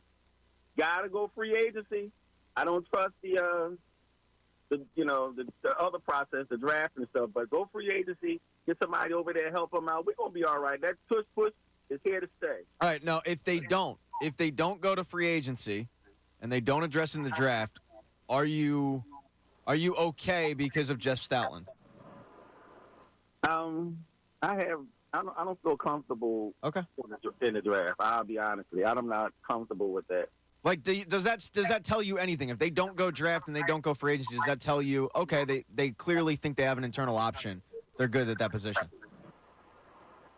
Yeah, we'll be fine. I'm not good with. I'm scared about the drafting because I don't want to exploit myself, but I just feel like we don't do pretty good at that. Because I look at when we went to the Super Bowl, we had LeGarrette Blount, Jay Ajayi, Chris Long, Trey Burton. We had a lot of free agencies that really helped us out. Yeah, no, it's a good point. Yeah. It's a good point. Thanks, Biscuit. Appreciate it. And to Biscuit real quick, I understand why you don't feel great about the draft because I think there's a lot of fan bases that feel the same way. Oh, our team doesn't do it. I look at your draft pick misses as like an NHL power play, and I've used this example before, but if you ask pretty much every fan in the NHL, oh, how's your power play? Oh, it sucks. Oh, really? You're like first in the league. That usually ends up happening in like October, and then by like by December and January, it's like, oh, we have the best power play in the league. Every fan base thinks that they're not good at drafting because the misses stick out more than the hits. But what you forget about those Super Bowls is the Jason Kelce in the 6th round, is the Lane Johnson in the 4th round. You forget about even Nick Foles, who was a 3rd-round pick. I mean, he came back. We complained about Quez Watkins. The guy was a 6th-round pick, and he gave you some solid years here. So it's like, what do you expect? The clinching moment of the Super Bowl was made by 2 first-round picks, Derek Barnett and Brandon Graham. So I understand you look at all the pieces that you brought in outside, but I don't look at it really as a negative with the draft. They're going to miss on some guys, and they're going to hit on some guys. That's just football. What was the common denominator among the Eagles offensive line last year? They're all homegrown? Yeah, they were all homegrown. What's going to be the common denominator for the Eagles offensive line probably this year? Homegrown. Yeah. It's kind of wild, isn't it? Like Biscuit said, I don't want to just draft somebody and put them next to Lane Johnson. Well, that's exactly what you just did. You picked Cam Jurgens 2 years ago and you put him right next to Lane Johnson. And he wasn't even a right guard. If Biscuit were still on the phone, he'd say, well, maybe I wasn't really impressed with Cam Jurgens. I hear you on that. I was that. And it's not like they haven't had misses at the offensive line. Like Andre Dillard was horrible. He was atrocious, and he's going to be out of the league pretty soon. And if he's not out of the league, he will stick around just as organizational depth. Right. But, like, that was a first-round pick you missed on. So it's not like Jeff Stoutland and company aren't averse to misses. But find me an ownership group, GM, whatever, that has hit 100% of the time. All right. I'm going to ask Pittsburgh Steelers have missed, folks. Right. I'm going to ask you a question about this in particular. I might answer it. I might have another. There might be another answer to trying to solve this offensive line. I want to see what you guys think of it. Also, I did bring up there was somebody better behind the microphone than Jason Kelce yesterday. I thought. So I'm going to let you know who I am. Who are you? Okay. So I'll let you know who that was. See what you guys think. A lot more on the table here. Sixers, Flyers, Phillies. So much going on. Also, we have Adam Schefter coming up at 8 o'clock. All over, Bobby. And I also want to remind you about 97.5 The Fanatic Knockout. I got a lot of text messages yesterday, you So did jerk. Yeah. Oh, why aren't you going to play? Because you're scared. I'm scared. I think you hate Jason Kelce and you're scared to play knockout. The knockout tournament, it's back starting Monday, this coming Monday, March 11th. Listen for your chance to win a pair of tickets to see the Sixers take on the Clippers on Wednesday, March 27th. After the game, you'll head to the court where they just played, and you'll battle your favorite hosts from The Fanatic in Knockout. Visit 975thefanatic.com for complete details and another chance to win. It's presented by Ferguson HVAC, your Delaware Valley Train Heating and Air Conditioning distributor. Visit Trane.com to find a dealer near you. Fanatic Sports Update. Maxey enters protocol. I'm Brendan Gunn, and this update is brought to you by the BetParks app. When you open up the BetParks app, you're in the zone. It's all your favorite casino games at your fingertips. Plus, new users get up to $1,000 casino bonus back if you're down within the first 24 hours. You play for fun, you love to win, you bet, BetParks. Must be 21 and in Pierre, New Jersey. Gambling problem? Call 1-800-GAMBLER. The Sixers fell to the Brooklyn Nets last night by a score of 112-97. However, that was not the biggest loss of the night for the team. 2 days after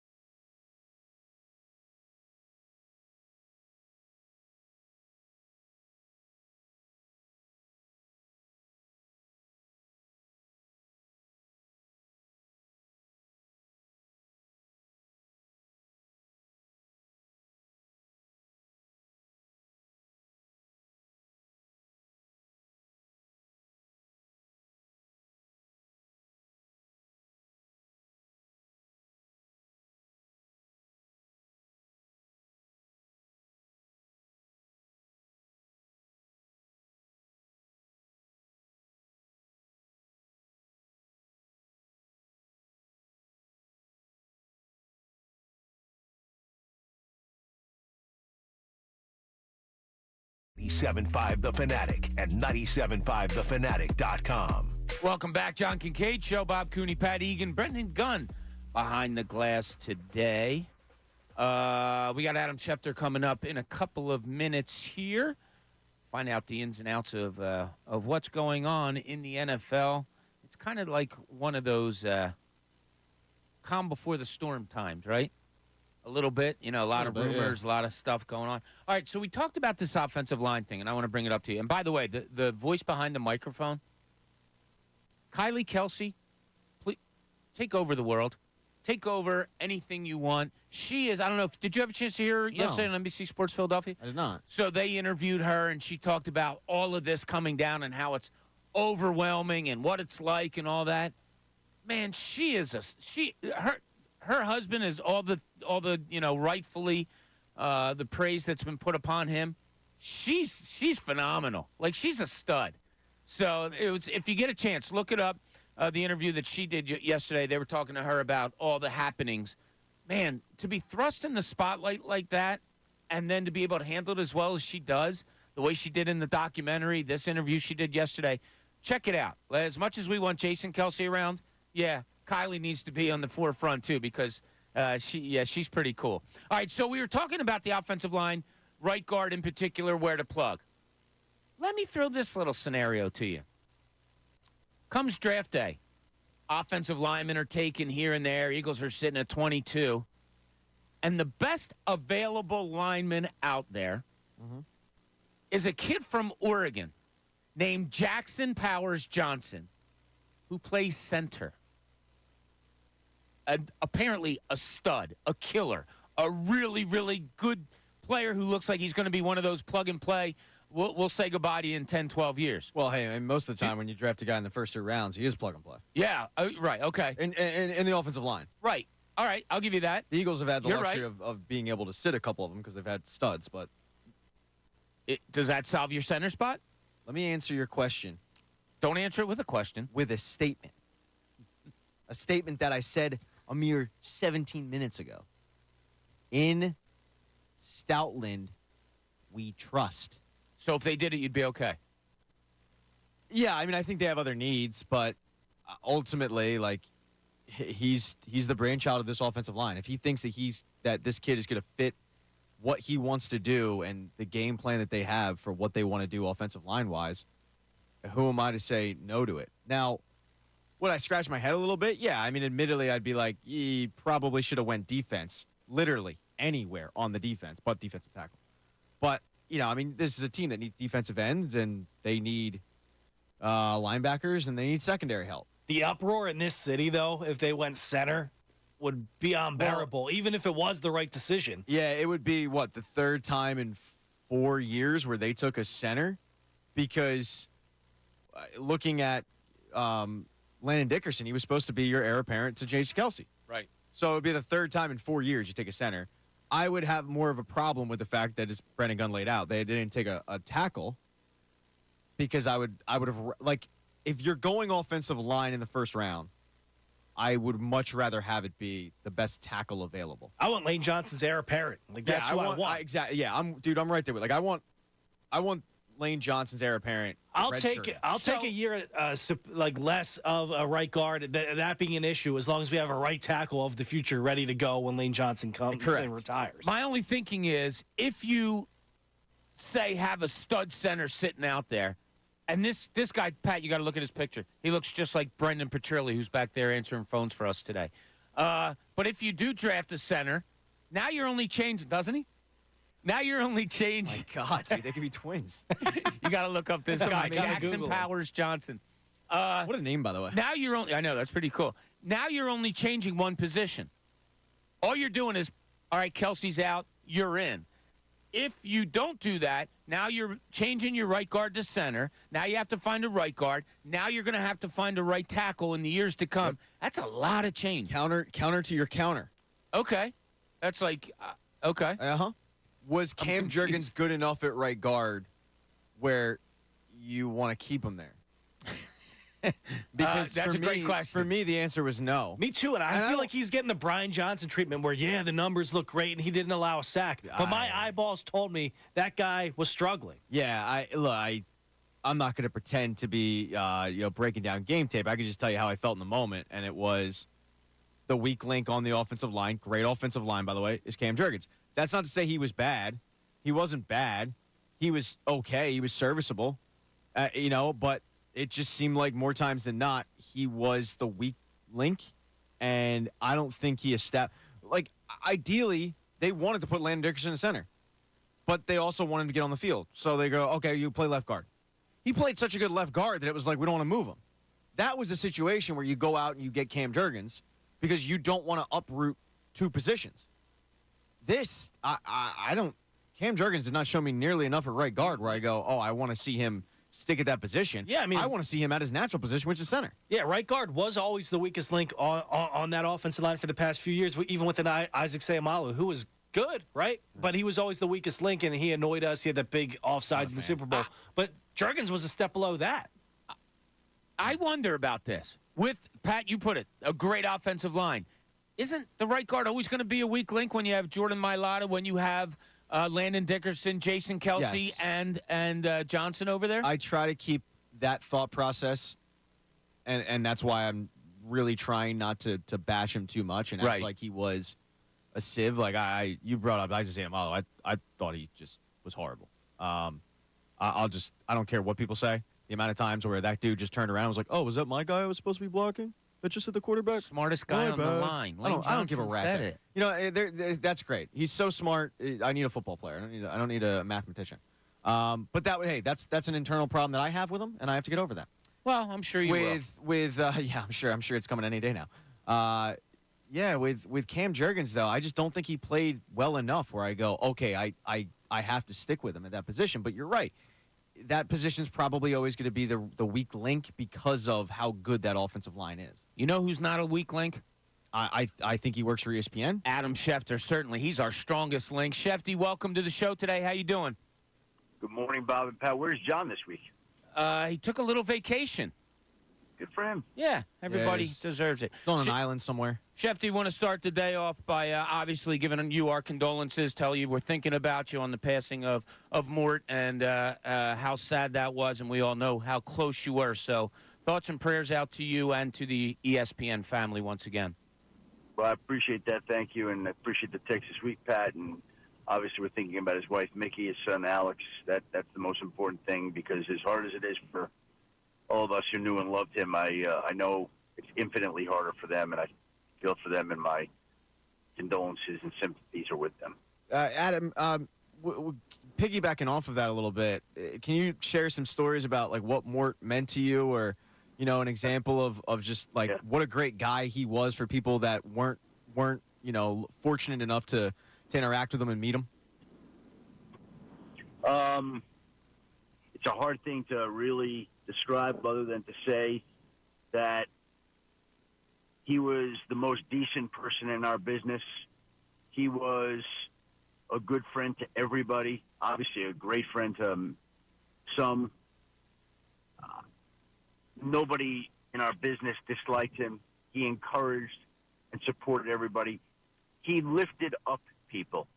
In a day and age where we have so many people in the business who love to drag down people, love to criticize, love to point out and ride on negativity, Mort was somebody that uplifted people, encouraged, supported. He was one of a kind. He was one of one. And I've said to other people, I'll say it again, he changed the trajectory of my life.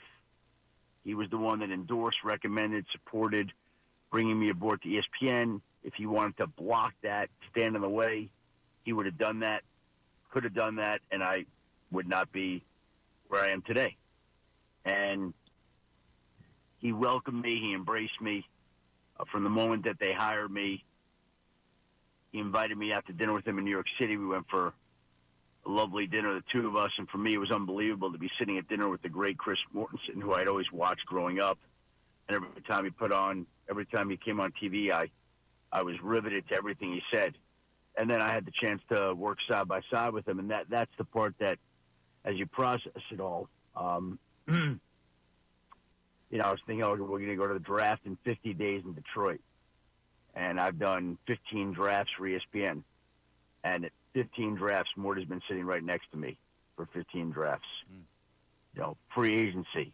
Mort, up until recently, had been in Bristol every year. Sunday mornings, Sunday countdown. Mort sitting right next to me.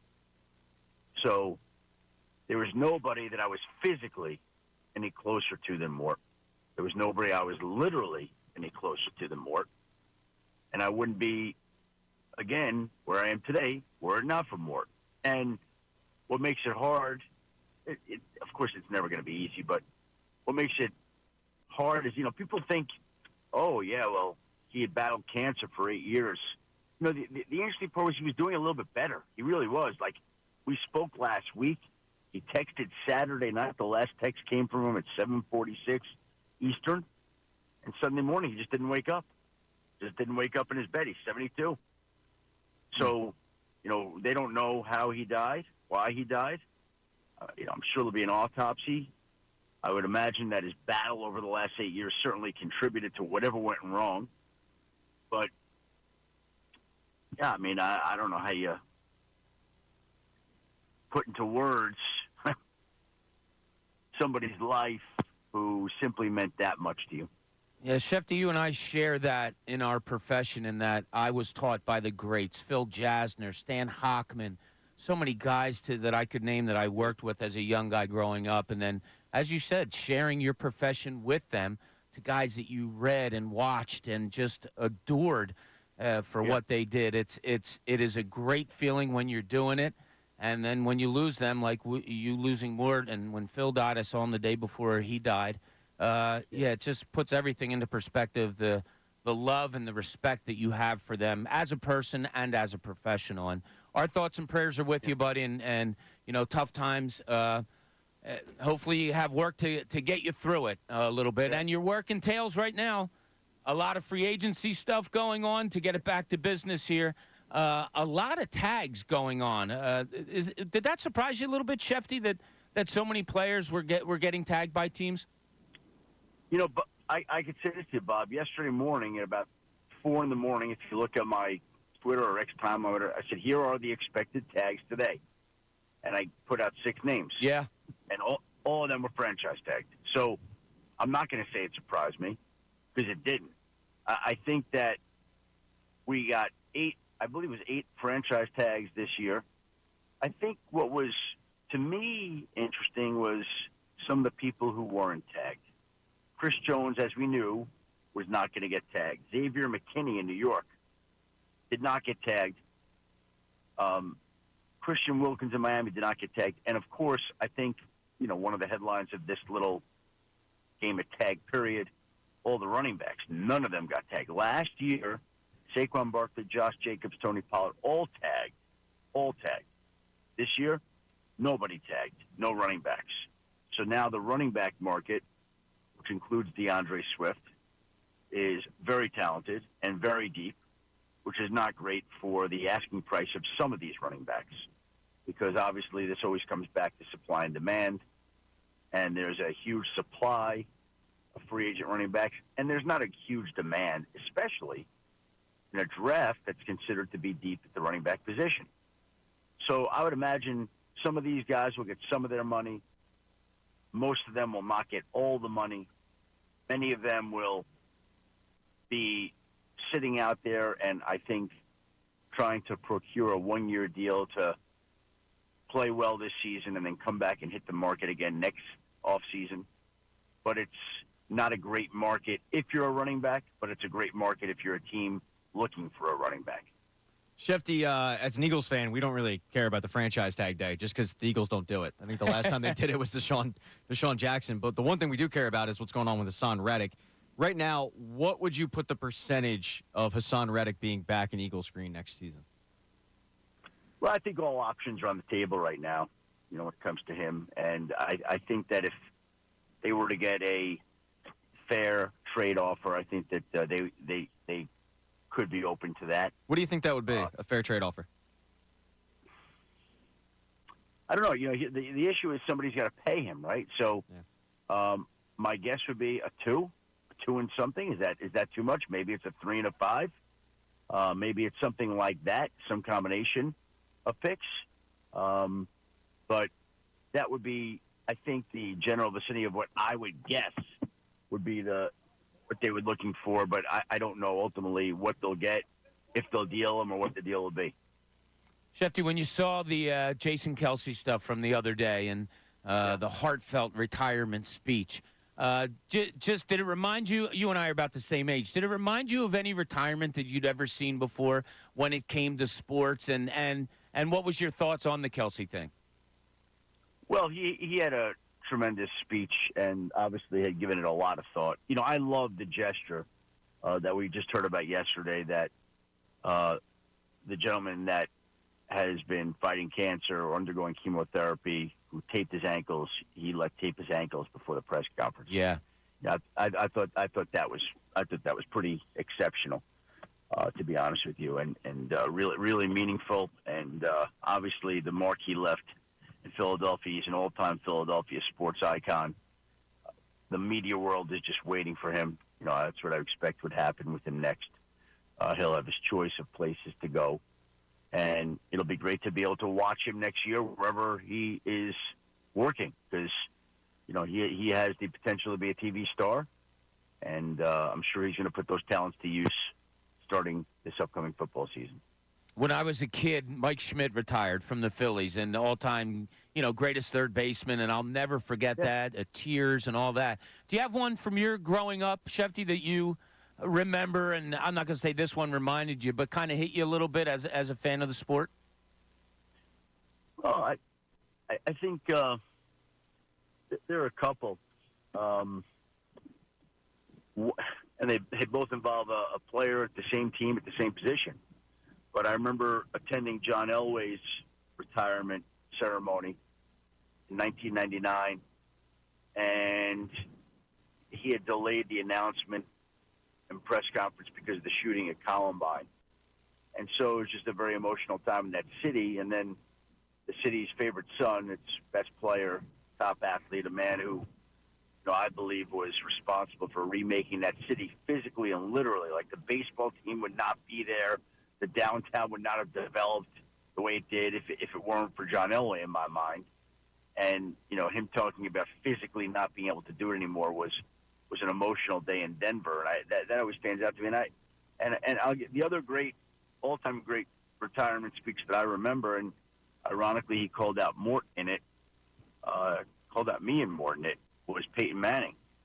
And there was a passage, and I'm not going to get it exactly right, but he was talking about he thanked so many people and expressed so much support for so many, and was so classy and eloquent in everything that he did. But he joked that, on Super Bowl morning, his kids began asking him if this was going to be his last game. And he's like, damn it, Morton Adam got to my kids.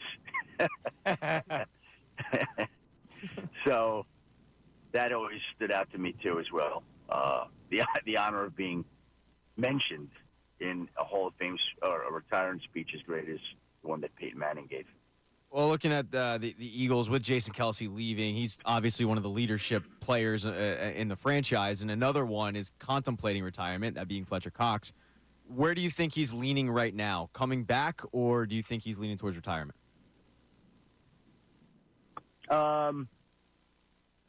Or is he leaning towards staying in football but just not returning to the Birds? Yeah, my guess would be that.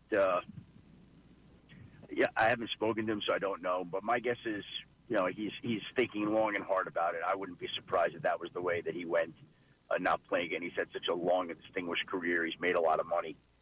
At some point, all these people say to themselves, why do I need to keep doing this to myself? And, how can I keep doing this to myself? That'd be my guess, but I really don't have any specific inside knowledge there. Well, Shefty, listen, we want to thank you for coming on again today, and also don't forget that our thoughts and prayers are with you and all the ESPN family and Mort's family also. Hope you get through these couple of weeks. I know it's hard as best you can, and we will talk to you again next Wednesday. I appreciate having me. Thank you very much, guys. Appreciate you holding down the fort. We'll do it again. Next Wednesday is going to be chaotic. Ooh, boy. All right, that's when we like Shefty at his best, chaotic. Oh, I don't like that because then I'm getting texts and everything, and you're like, what's? Hold on. Let me just tweet this out. You know we're flexible, Shefty. So if you need us at any other time, you let us know.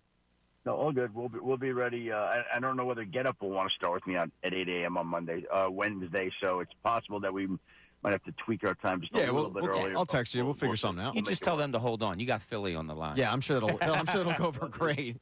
Hey, it feels like I've been doing that. I've been doing this show longer than I've been doing Get Up. So what the heck? We're a priority. All right, Shefty, listen, have a great rest of the day and hope your week goes well. Guys. All right, buddy. Take care. Adam Schefter here on 97.5. The Fanatic. Tough times for him. Feel bad. Yeah, really. It's and I feel that similarity with him. I'll quick story, not that anybody cares. But so Phil Jasner, a Hall of Fame writer who covered the Sixers for, I think it was 38 years for the Daily News. Imagine that. Wild. And had the same passion up to the last day that he had, on the first day. We used to laugh, Jarvis Varnado broke a shoelace. I'm on it. I'll be back in a couple minutes. That's how passionate he was about everything with that team. But Phil got sick. They came to me, asked me if I would take over the beat. It was a Friday, and I said, can I have the weekend, talk to my family about it and all that. So on Sunday, I informed my bosses at the Daily News, Pat McClune, that I would take it. Phil Jasner, Hall of Famer, mentioned in his Hall of Fame speech by Allen Iverson, Julius Erving, all these guys, calls me. I'll never forget, 6 o'clock on a Sunday night, calls me city by city, told me the hotels where I should stay, what to expect, the PR person of that team, good places to eat. I was on the phone with him for 2.5 hours, and it was just amazing. That's how much this man cared about his profession and passed it down to me, and hopefully I carried it out a little bit. But I think I told you this story before. Was it Craig Brackens? It was Craig Brackens. Yes, Craig from Iowa State. So there's a kid on the Sixers, Brendan, and for everybody out there listening, just a quick story. Brendan remembers Craig Brackens. Yeah, How could probably you not? So the Sixers are in the process. They have this kid, Craig Brackens, who Phil apparently liked. I go to visit Phil in his last couple of days. It was a Wednesday, so Phil was, in a bed and really you couldn't tell if he was hearing you or not. But I was talking to him and all that, and I said, Phil, they're not playing Craig Brackens. They've decided to give up on him and move forward. He sits up in the bed, and I swear to God, I didn't know if he was even hearing me or not. That's where he was. Sits up in the bed and goes, idiots! And then goes back down. Never said another word. I talked to him for another half hour. Didn't respond. I said, Phil, I'll see you. I got to go catch a flight. I'm on my way to Atlanta. I called his house before the game around 7 o'clock on Friday night. Oddly enough, we're in Phillips Arena. I call Andy Jasner, answers and said, yeah, Bobby's about to take his last breath. So, whatever. Last words to me, didn't even know he could hear me. Sat up and called the Sixers idiots. About Phil Craig Jasner. Brackens. Love that. About Craig Brackens. Real quick, I joke around a lot. I think you know that at this point. And you said you hope that... Sometimes you're even funny. Yeah, sometimes. And you hope that it carried over. When Schefter was explaining how Mort would propel everybody and would, be a positive light instead of bringing people down, which is very... unfortunately, it's probably like that in every profession, but it's very common in this profession where people will block others but Mort was always willing to take the time and help people out and just be that positive mentor and a positive figure that you want to work with. You are that. Immediately I thought about you and how you are that. So when you say... You really don't feel good today, do you? When you say that you hope that it carried over from Phil, it did, bud. Oh, thank you, Pat. I appreciate that. I feel the same way about somebody else. I don't know who. John. Yeah. Well, listen, we thank you for joining us here on the John Kincade Show. Patrick, thank you for that. I appreciate it. Stay tuned. We got a lot more coming up. I want to recap with you something that we brought up at the beginning of the show if you weren't here. Has to do with the Sixers, something that happened with them last night, and then also a little GM stuff going on with Bryce Harper. We'll get to that and anything else you want to talk about, 610-632-0975. This is the John Kincade Show here at 97.5, The Fanatic. Fanatic Sports Update. Another star rolled out for the Sixers. I'm Brendan Gunn, and this update is brought to you by Bradford White Water Heaters. When you need a new water heater, choose one that is built to be the best. Choose Bradford White. The Sixers fell to the Brooklyn Nets last night by a score of 112-97.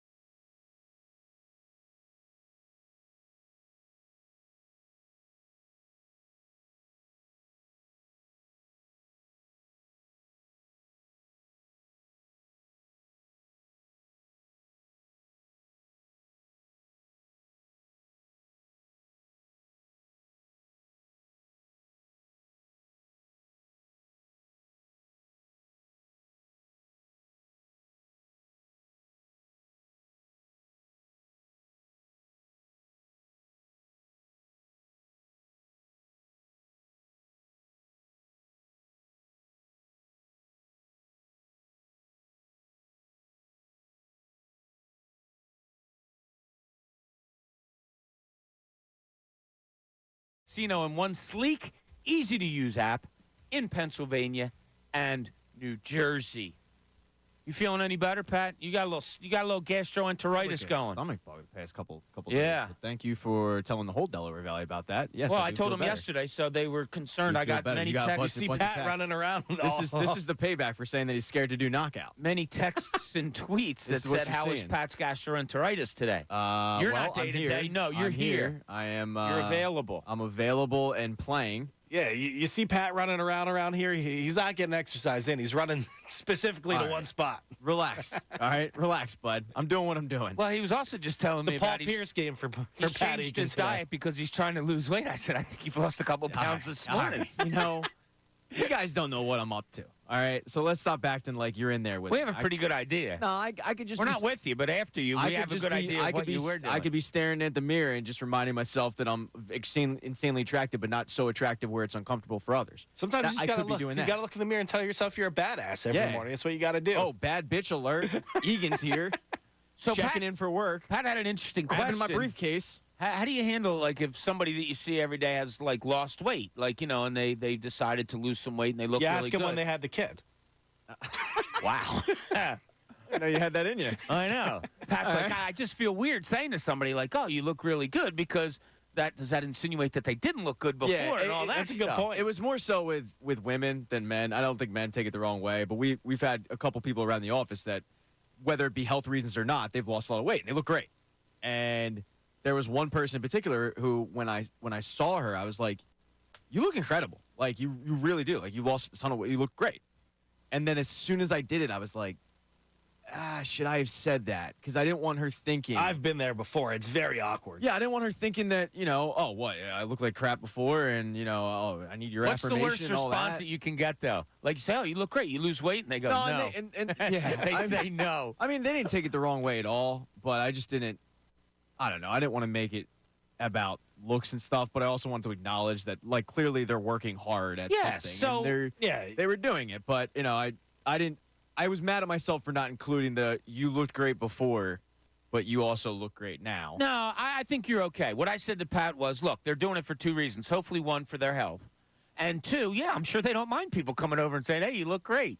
I mean, that's got to be one of the motivating factors also. Yeah, I feel like they'd want that, right? Like, if they wanted to get to a better spot and people are noticing, they're probably appreciative that Pat said something. Yeah, so I'm gonna say to you now, while you're trying to lose weight, Pat, you I am still trying look to great lose weight. now. I appreciate that. And when you lose the weight, I'll tell you again that you look great. You're going to tell them after the next break. I appreciate I'll tell you what, when I end up one of these days, I'm just like, you're gonna be like, where's Pat? Move to the Dakotas. Rock and I talked about that the other day. You bully me so much that I don't feel comfortable now, so I'm just gonna all of a sudden I'm all Dakoted up. I'm gonna move to the Dakotas. You're not gonna see me again. That's it. It's Dakota Pat. South, north, we don't know. Might be both. But one of these days, I'll find you keep up with this crap, and one of these days I'm just not gonna be here. I'll find you. And then you're gonna miss me. I miss you. I miss you when I'm not with you. Like, I miss you from, like, 11 in the morning until 5 o'clock the next morning. Looking on Redfin right now for the houses in Dakota. Well, good luck What with up, that. Dakota? Yeah. So last night, your 76ers at the Brooklyn Nets. They suffer another loss after winning 2 in a row, but 112-107 to the Nets. A lot of stuff going on. You know, it does look like, Kyle Lowry's going to be the guy on this team, it looks like, until Joel Embiid gets back. And I don't mean the guy that's going to lead them in scoring or assists. He's the glue. He's the glue right now. And when he wasn't in that game last night, I found myself saying, man, you got to get him back in there because he just kind of keeps everybody in place.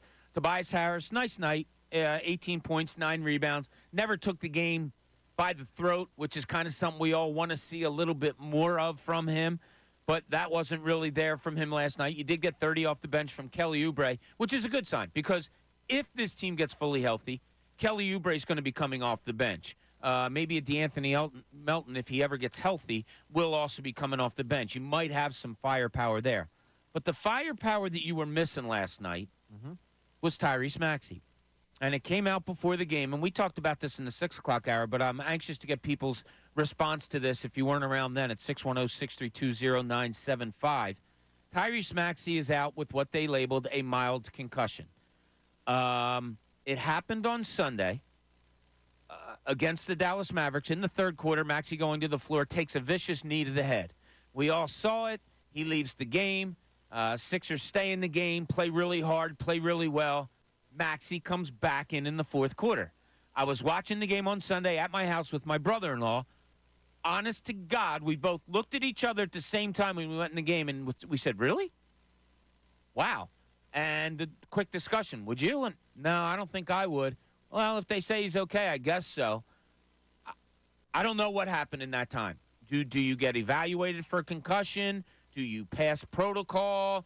Do you go in this day and age with the cautiousness of concussion? Yeah. I had kids that grew up when it became a big thing, and in soccer, missing a lot of time because they had to pass so many tests. Yeah, I mean, headers they're like outlawed with kids now, 12 and under. Yeah. I think it's countrywide. I know Jersey did it. First I heard of it was Jersey, and then I think the whole country started doing it. But, like, when you're talking head injuries, they put him back in the game. He plays. Yeah. After the game, he goes and hugs his mom and dad that were at the game because Dallas is his hometown. And he grabs his mom's hand and says, look, feel this. And you can see her touching the back of his head where he obviously had a big lump. Why? Why was he back in that game? Like, it's just an honest question to the Sixers. Like, how can this happen? And then he's diagnosed a couple days later with a mild concussion. Concerning? It's concerning, but the more I think about it, the more I need to defend the medical staff a little bit. Okay. Because that's why we said it's a question. It's not. We're not casting judgment. We're questioning. Yeah, and that's it's understandable why, because you don't usually hear about a delayed concussion. I honestly, like, I have probably never heard of a delayed concussion. I'd have to really think about it. And I'm a guy that watches a lot of hockey. Yeah. Which is a sport that has concussions. But if he passes the protocol, yeah, you're going to put him in. Now, I'll rip the medical staff and I'll rip Nick Nurse for what happened with Joel Embiid. Because that's ligament issues with a guy that's had knee issues before. And he clearly cannot stand. And he can't jump. He can barely run. I mean, he looked like Pop-Pop out there, just trying to hobble to the old country buffet. Like, it looked rough. So there is a situation where get him out of the game. Tyrese Maxey, okay, gets hit in the head, goes back, passes all the concussion protocols. All right, he's good to go. If he says he's good to go, I don't blame him for that. But then he wakes up the next day, and it's a little bit worse than he thought. You know, the concussion protocol, I don't know what is entailed with that. I know that for the NFL, they take a test in the beginning of the season, and basically you have to give the same answers. That's the concussion protocol. Well, like, the same answers without a delay. But they do it in the NFL. Like, we see it all the time. Which is far worse. Guys getting hit. Guys go to the blue tent, and they're being evaluated for concussion. They're doing the questionnaire, and if they pass it, they're back in the game. And you're right. That's way worse, and you're getting hit way more than the NBA. So I don't know if we'd be having this same conversation, the same topic, if it wasn't Tyrese Maxey. If this is KJ Martin, this isn't really a topic. This is a throwaway comment that we make of, by the way, that's kind of weird. All right, let's get back to the game. I think it's twofold real quick.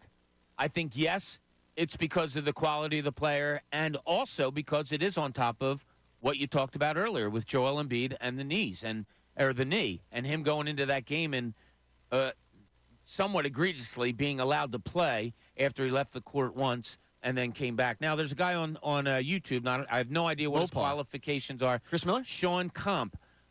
He probably had no symptoms. He probably cleared the testing. Delayed symptoms is common. There's no way of knowing. The more severe the concussion, the sooner you experience symptoms. Okay, here's my surprise on it. In this day and age, with the cautiousness of concussions. Yeah. But then I got to blame myself also, because while my brother and I looked at each other and were like, really? I didn't come in on Monday and question it. So I guess I shouldn't. People notice that. You're right, Pat. Like, I guess People it's not. But it just seems like it happens way too much with the Sixers. Yeah, go ahead. I'm sorry. Well, it's funny. I was going down the game sheet from that Sunday game. Maxey came back in the fourth quarter. He had 4 points, all from the free throw line. He traveled. He tossed the ball away out of bounds, and he missed a couple of shots. Like, he didn't look himself. He had 20 points for the game, or 24. He had 17 in the first quarter. Yeah, exactly. As it went on, he didn't look himself in the fourth quarter. Now, delayed symptoms, yeah, maybe they switched on defense, and that was the cause of it. But Maxey was not himself in the fourth quarter. I don't know if it was because of the concussion or just what the Mavericks were doing, but it's something I noticed. Yeah, so he'll probably, again, just thinking out loud, he'll probably miss a couple games, I would assume. You have another one tonight against Memphis. Can't imagine he's coming back. No, and then Friday. Tonight. And then you play Friday Pelicans. at home. Pelicans, right. And then you do the Sunday, I think Tuesday, back-to-back in New York. Well, I'd assume he misses at least 2, and mainly because it's not as simple as pass the protocol anymore, with him at least, in this one particular case, because he already passed the protocol. So he passed the protocol and he had symptoms. They're going to, I assume, give him the protocol, wait a day, and then probably wait another day to make sure that he's tip-top. I mean, look, there's a reason we're talking sports and we're not, in a hospital right now. We're not that smart. We're not that intelligent. So I'm not going to sit here and pretend that I am a genius when it comes to concussions. I'm only going on what I know from other sports. I don't remember a delayed concussion. I believe whoever the commenter is on YouTube. It's the first time I'm believing what I read on the internet. But clearly, like it isn't so out there that it's a big story. And I feel like if it was out of the norm, it would have been a bigger story of delayed concussion. Like that's thoracic outlet syndrome 2.0.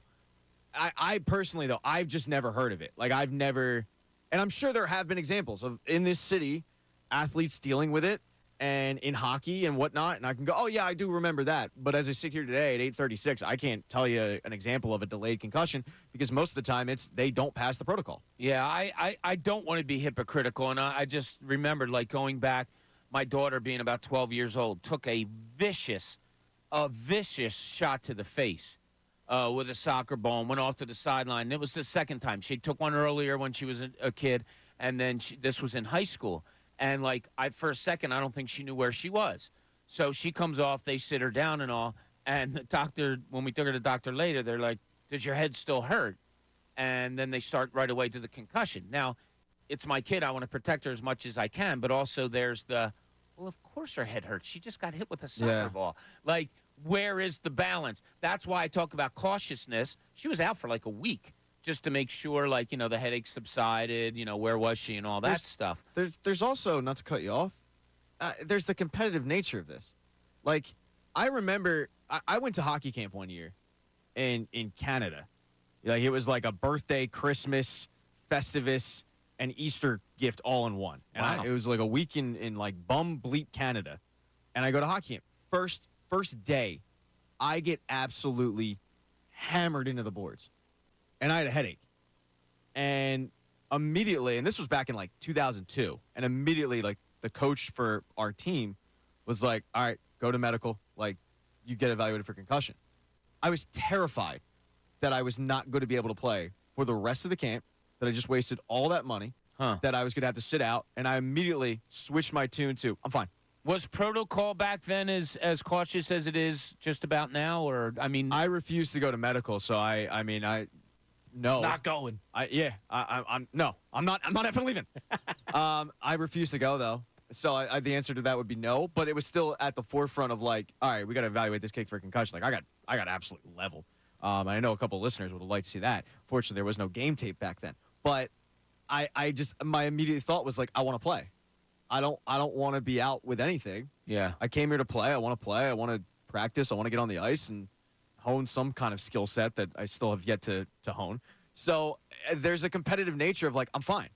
And I think a lot of athletes immediately go to, I'm good, I can play. Well, that's fine if we didn't just see Joel Embiid do the same exact thing, and now he's out until who knows when. See, I think that's carryover, too. I agree with you. That's why I say, like, there's got to be an adult in the room to go, look, man, we know you're, quote, fine, but there is a bigger picture here, and the bigger picture is the playoffs are coming up. Yeah, we got winnable games coming up. We saw it with Jalen Hurts and then Nick Sirianni going out there and praising Jalen Hurts for going back in the game with a broken finger or a dislocated whatever it was.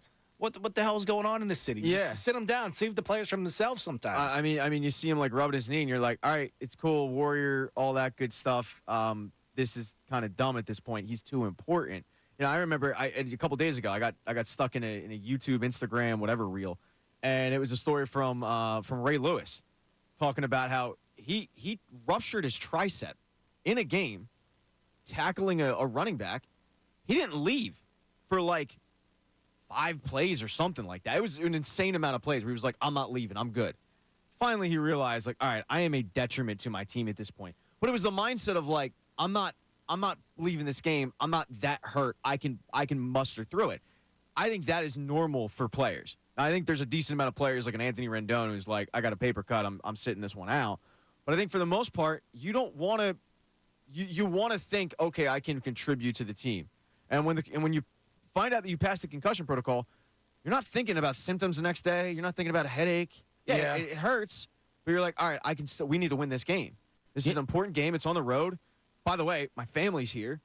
Like, I don't blame him for that. I blame more of whoever is there that needs to be the adult, as I said, and needs to go, look, Tyrese, you've had a great game already. Let's sit you down and sit you out and err on the side of caution. Because it just seems like this organization has managed to mess that up too often. Whether it's it could be bad luck. And it could be. Like they'll err too on the side of caution, i.e., broken foot, 2 months, you're out for the year. Or if it's, oh, hey, you tweaked your knee, get out there. You're good to go. But, yeah, I mean. Keith Acton ruptured a spleen during a game and was still on the ice. Patrice Bergeron had a collapsed lung and was out there playing playoff games. Those hockey players. So last night, real quick, it was funny. This wasn't funny, but our captain got drilled. That's hysterical, Pat. I'm trying to get to the funny part, Bob, but you won't let me finish because you're rude. Something about that chair where you cut people off. So, as I was saying before, I was rudely interrupted. He gets leveled, and he's kind of dazed, and he comes back to the bench. And I yelled at him, hey, Tommy, I saw Paul Kariya lie dead on the ice, and 10 minutes later the puck was in the net. Suck it up. And he came back on the ice. We still didn't win. We got hammered 5-0. But, yeah, so but he wanted to play. Like, he got back on the ice, and it's just the normal thing of, like, I think it's a competitive nature thing. I'm here to play. I want to play. Yeah, there is that. We can't take that out of it either. And I'm not, like I said, I'm not going to be contradict myself. When my daughter got hurt, yeah, after a day or two, and she seemed fine, I was like, all right, come on, clear her. Let's go, clear her. And she was the same because she's competitive and all. Do you think you'd be that way now with everything going on in society, with concussions, with head injuries, with it being at the forefront? Well, it was going on then. Like, she's only been out of school for 3 years. So she was I think she was a senior in high school when she got her second concussion, air quotes. She's older than I thought she was. Huh? She's older than I thought she was. Yeah, younger. No, older. Okay. I thought she was like 8 or 9. She did have one younger, but then her second one came in high school. She had 2? Yeah. Both soccer? Both soccer, yeah. Yeah, the one was at practice and one in a game. And the one that I saw, I didn't witness the one at practice, but the one that I saw, yeah, it was real. And, she got knocked, and I was all for let's be cautious here. But I'm not going to lie, yeah, after a couple of days and stuff, then you start being like, come on, Doc, like, she's fine. No more headache, let's go. And especially when your daughter's going, yeah, I want to play, play. So it is. It's that fine balance. When it comes to medical things, do red flags get raised a little bit quicker when it's the 76ers? Probably, unfairly. Yes, I'll acknowledge all that. But it's also coming on the heels of watching Joel Embiid not being able to jump and being put back into a game. That's a bigger part of it, because this medical staff is completely different than the one that we talked about 10 years ago. And it seemed like every year they were changing medical staffs, and they found whoever they have now, and it's been pretty good for the most part, because when you look at the injuries, they have been kind of flukish. You're not expecting Joel Embiid to break a face. Yeah. So it's like they've been okay in a lot of areas. It's just on the heels of Joel Embiid's injury, and now you have this. Yeah, I guess it's fair to question, but when I sit back and think about it more and more, I'll blame the medical staff for Joel Embiid. I'm not going to blame him for Tyrese Maxey. Yeah, it's just another, oddity in a series of them when it comes to injuries for the Sixers. And the overriding story, hoping that Tyrese Maxey is okay. Hey, don't forget, 97.5 The Fanatic's Knockout Tournament, it's back. Starting this Monday, March 11th, listen for your chance to win a pair of tickets to see the Sixers take on the Clippers on Wednesday, March 27th. And then, after the game, you get to head to the court and battle your favorite or least favorite Fanatic hosts in Knockout. That's right. Visit 975thefanatic.com for complete details and another chance to win. It's presented by Ferguson HVAC, your Delaware Valley Train heating and air conditioning distributor. Visit Trane, TRANE.com to find a dealer near you. All right, when we get back here on the John Kincade Show, I want to talk to you a little bit about Bryce Harper. Maybe it's a bigger deal than we think it is. Maybe it's not. But he had some things to say that's a little bit puzzling or head-scratching, however you want to put it. Also, something became defined to me last night watching that 76ers game. I'm going to tell you what it was. When we get back here on 97.5, The Fanatic.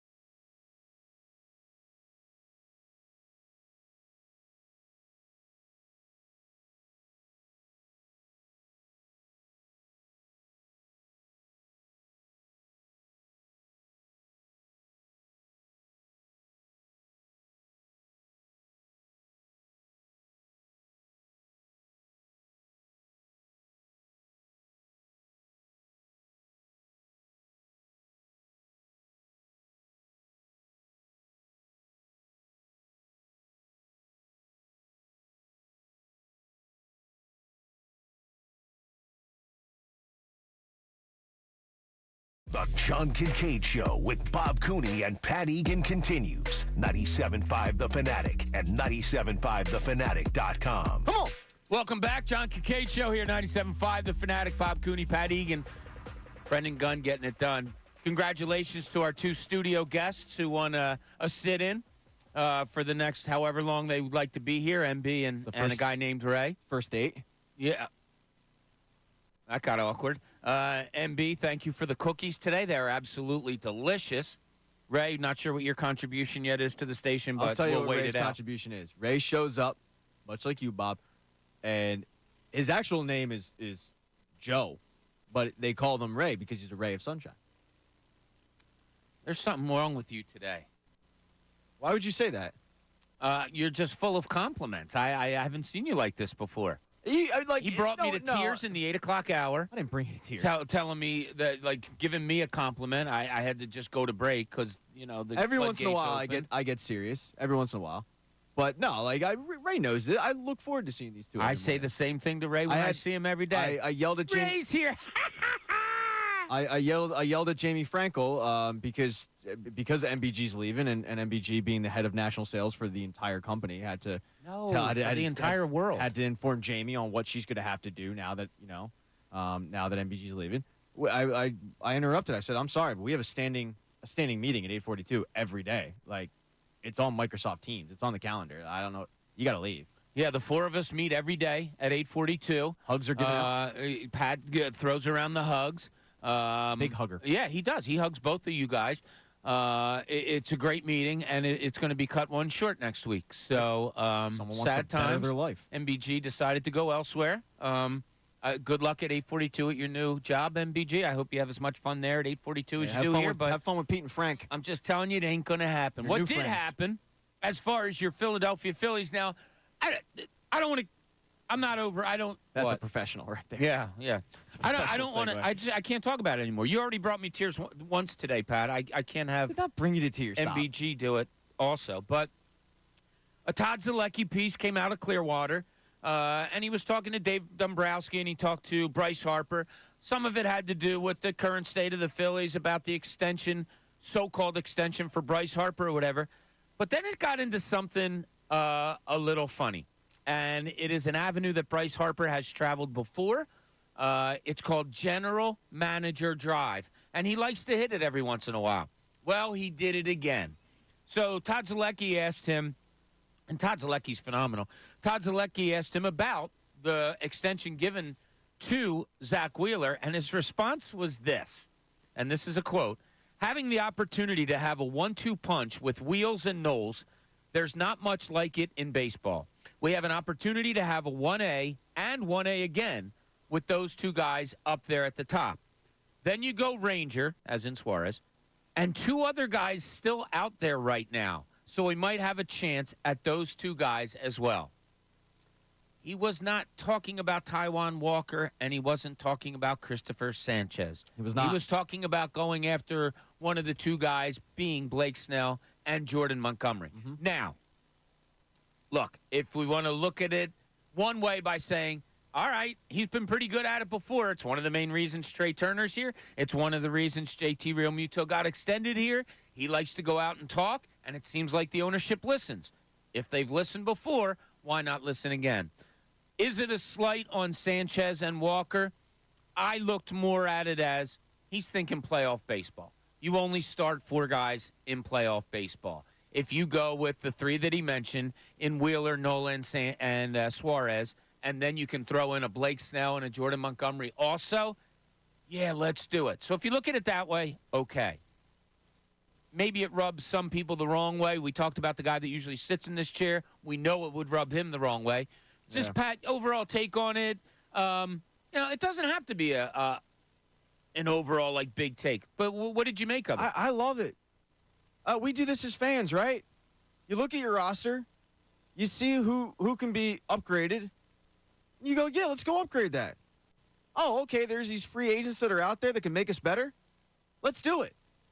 But then there's a few, and I do think it's the minority that will go, oh, that's not right. That's being a bad teammate, this and that.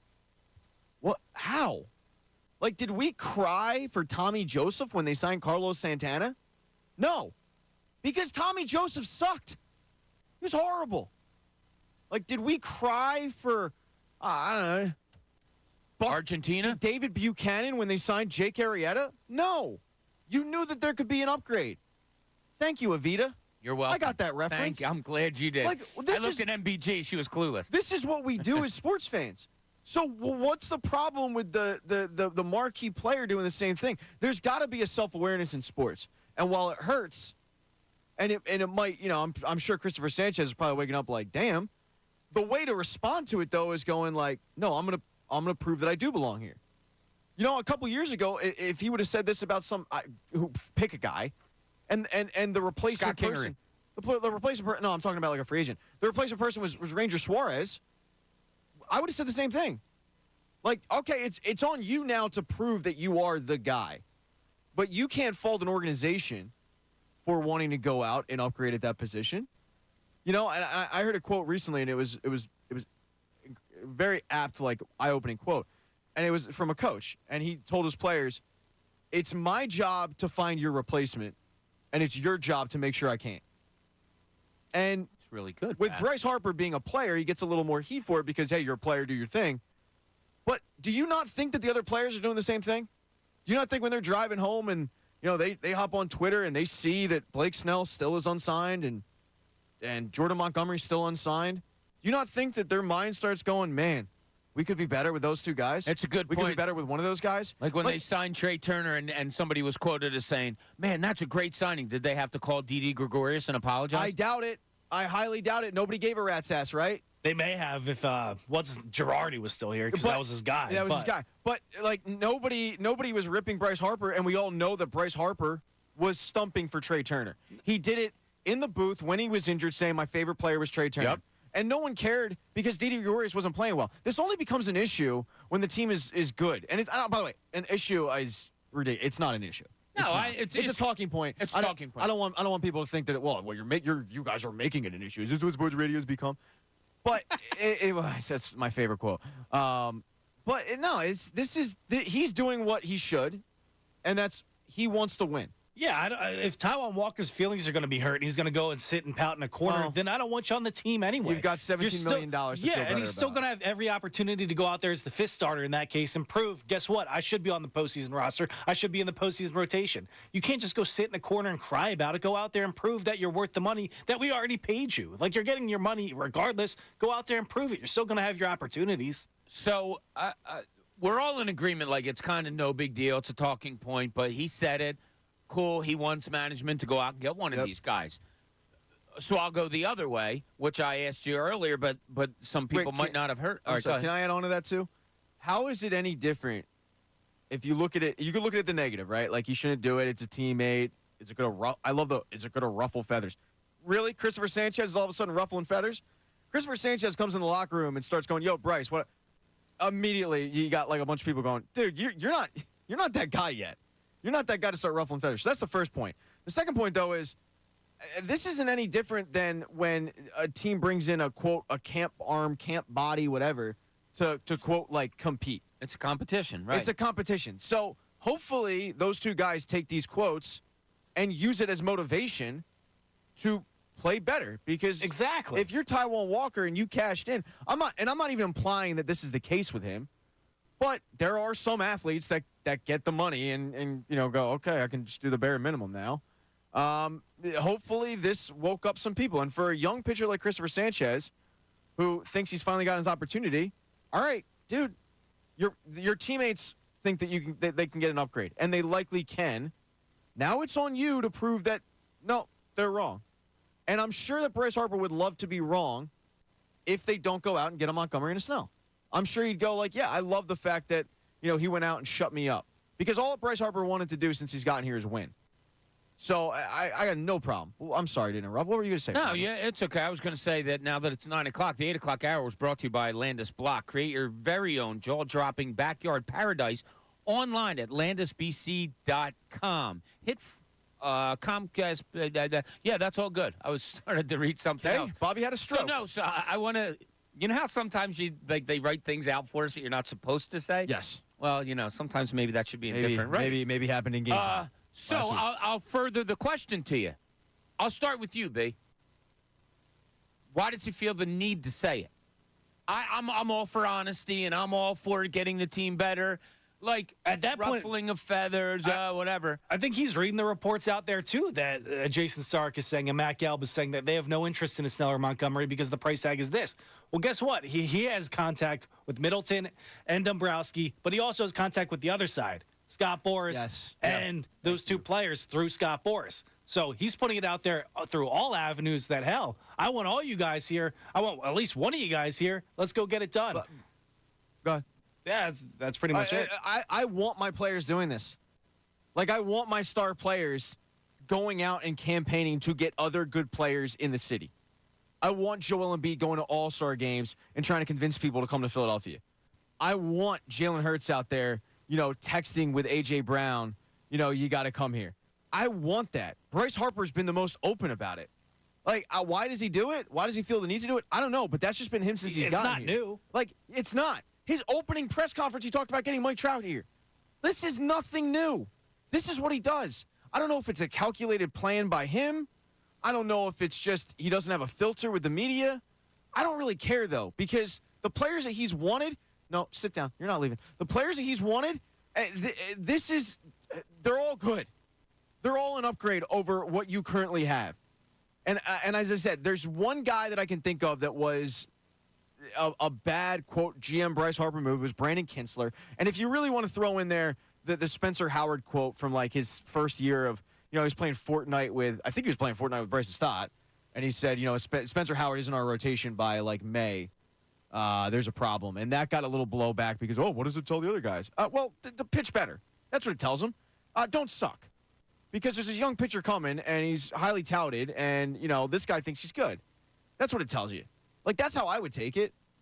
But, like, I like to actually think I have more self-awareness than a lot of people. And in sports, I do think there is a lack of self-awareness. Yeah, well, we talk about Tobias Harris all the time. If someone wants to take the argument the other way, self-awareness is why would Bryce Harper bring it up? Be self-aware. But I that's just saying that's what somebody else might think.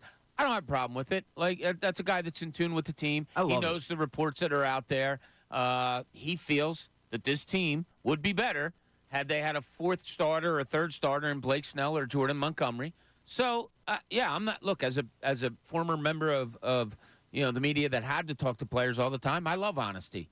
So, again, I'm not going to go back on thinking he shouldn't say what he thinks, but it is a talking point. If he would have went out there and say the cookie-cutter answer, the answer that I'll roll my eyes at and go, like, why are we even carrying this? Like, why are we playing this cut? Why are we talking about it? And the cookie-cutter answer would be, I have so much faith in this rotation, and, those guys are great pitchers, but I don't think we need them, and, we're set, blah, blah, blah, blah, blah. All three of us and everybody listening would have rolled your eyes because I really like what I saw from Christopher Sanchez. He is very affordable. He's on a team-friendly deal because he's, an arbitration guy and all that. He's cheap. He's what you want in a fifth starter. Cheap. But the fact is you can upgrade. And I'd say 99% of baseball teams out there are going to upgrade from their fifth starter spot. Yeah, 100%. And that's the thing. It's like he gets bumped out. Taijuan Walker bumps down to the number five. Ranger goes number 4, and Jordan Montgomery or Blake Snell become number 3. It bumps everybody down. But that's the way you have to look at it is, are you upgrading from your fifth starter spot?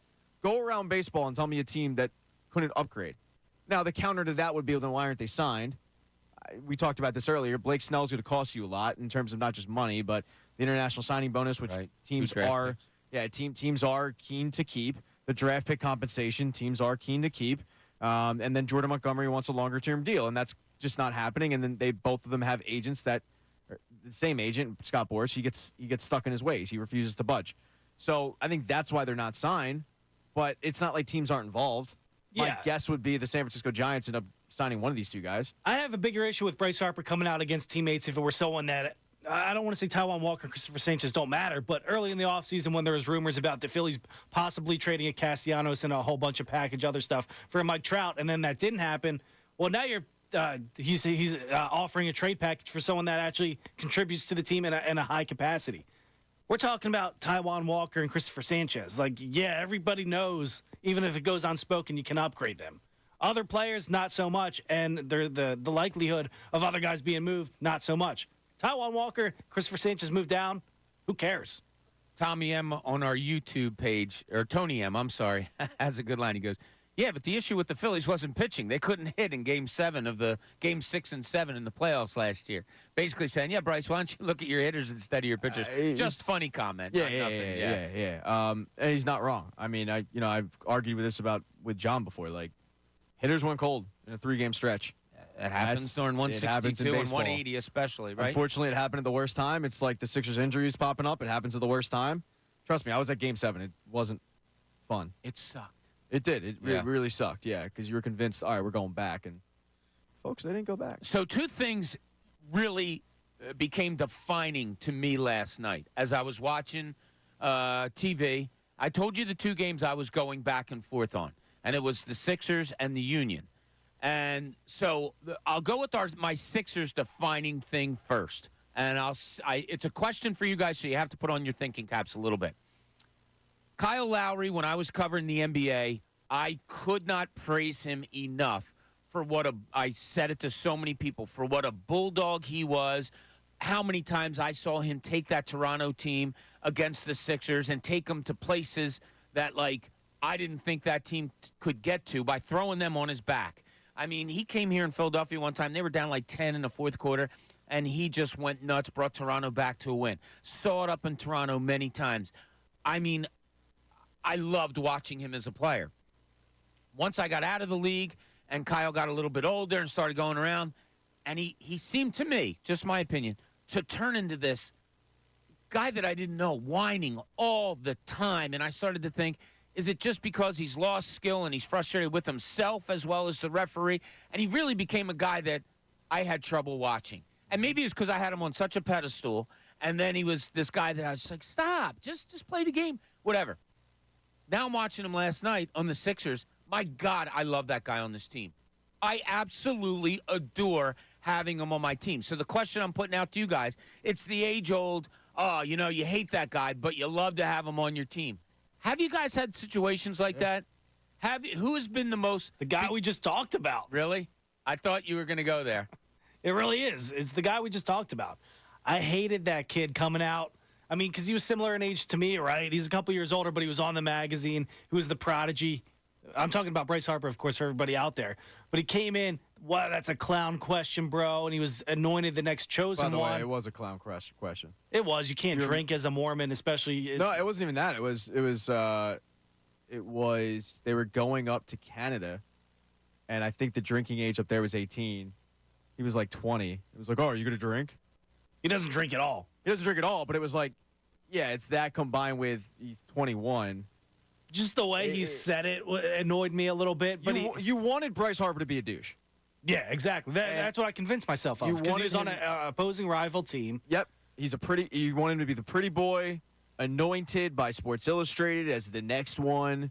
And you wanted him to be unlikable. And then he was so good. And that's it. And you talked about it. He's on the opposing team. He lives up to the hype. And then you get him in the city, and it's like, damn, I was totally wrong about this guy. And you kind of feel bad about, like, hating him. Not just wrong. Like so wrong about the guy. Wrong. Like, he stands for everything I appreciate in sports. So I try to convince myself I didn't like him. I didn't like him up until 2019 when he signed here. Yeah.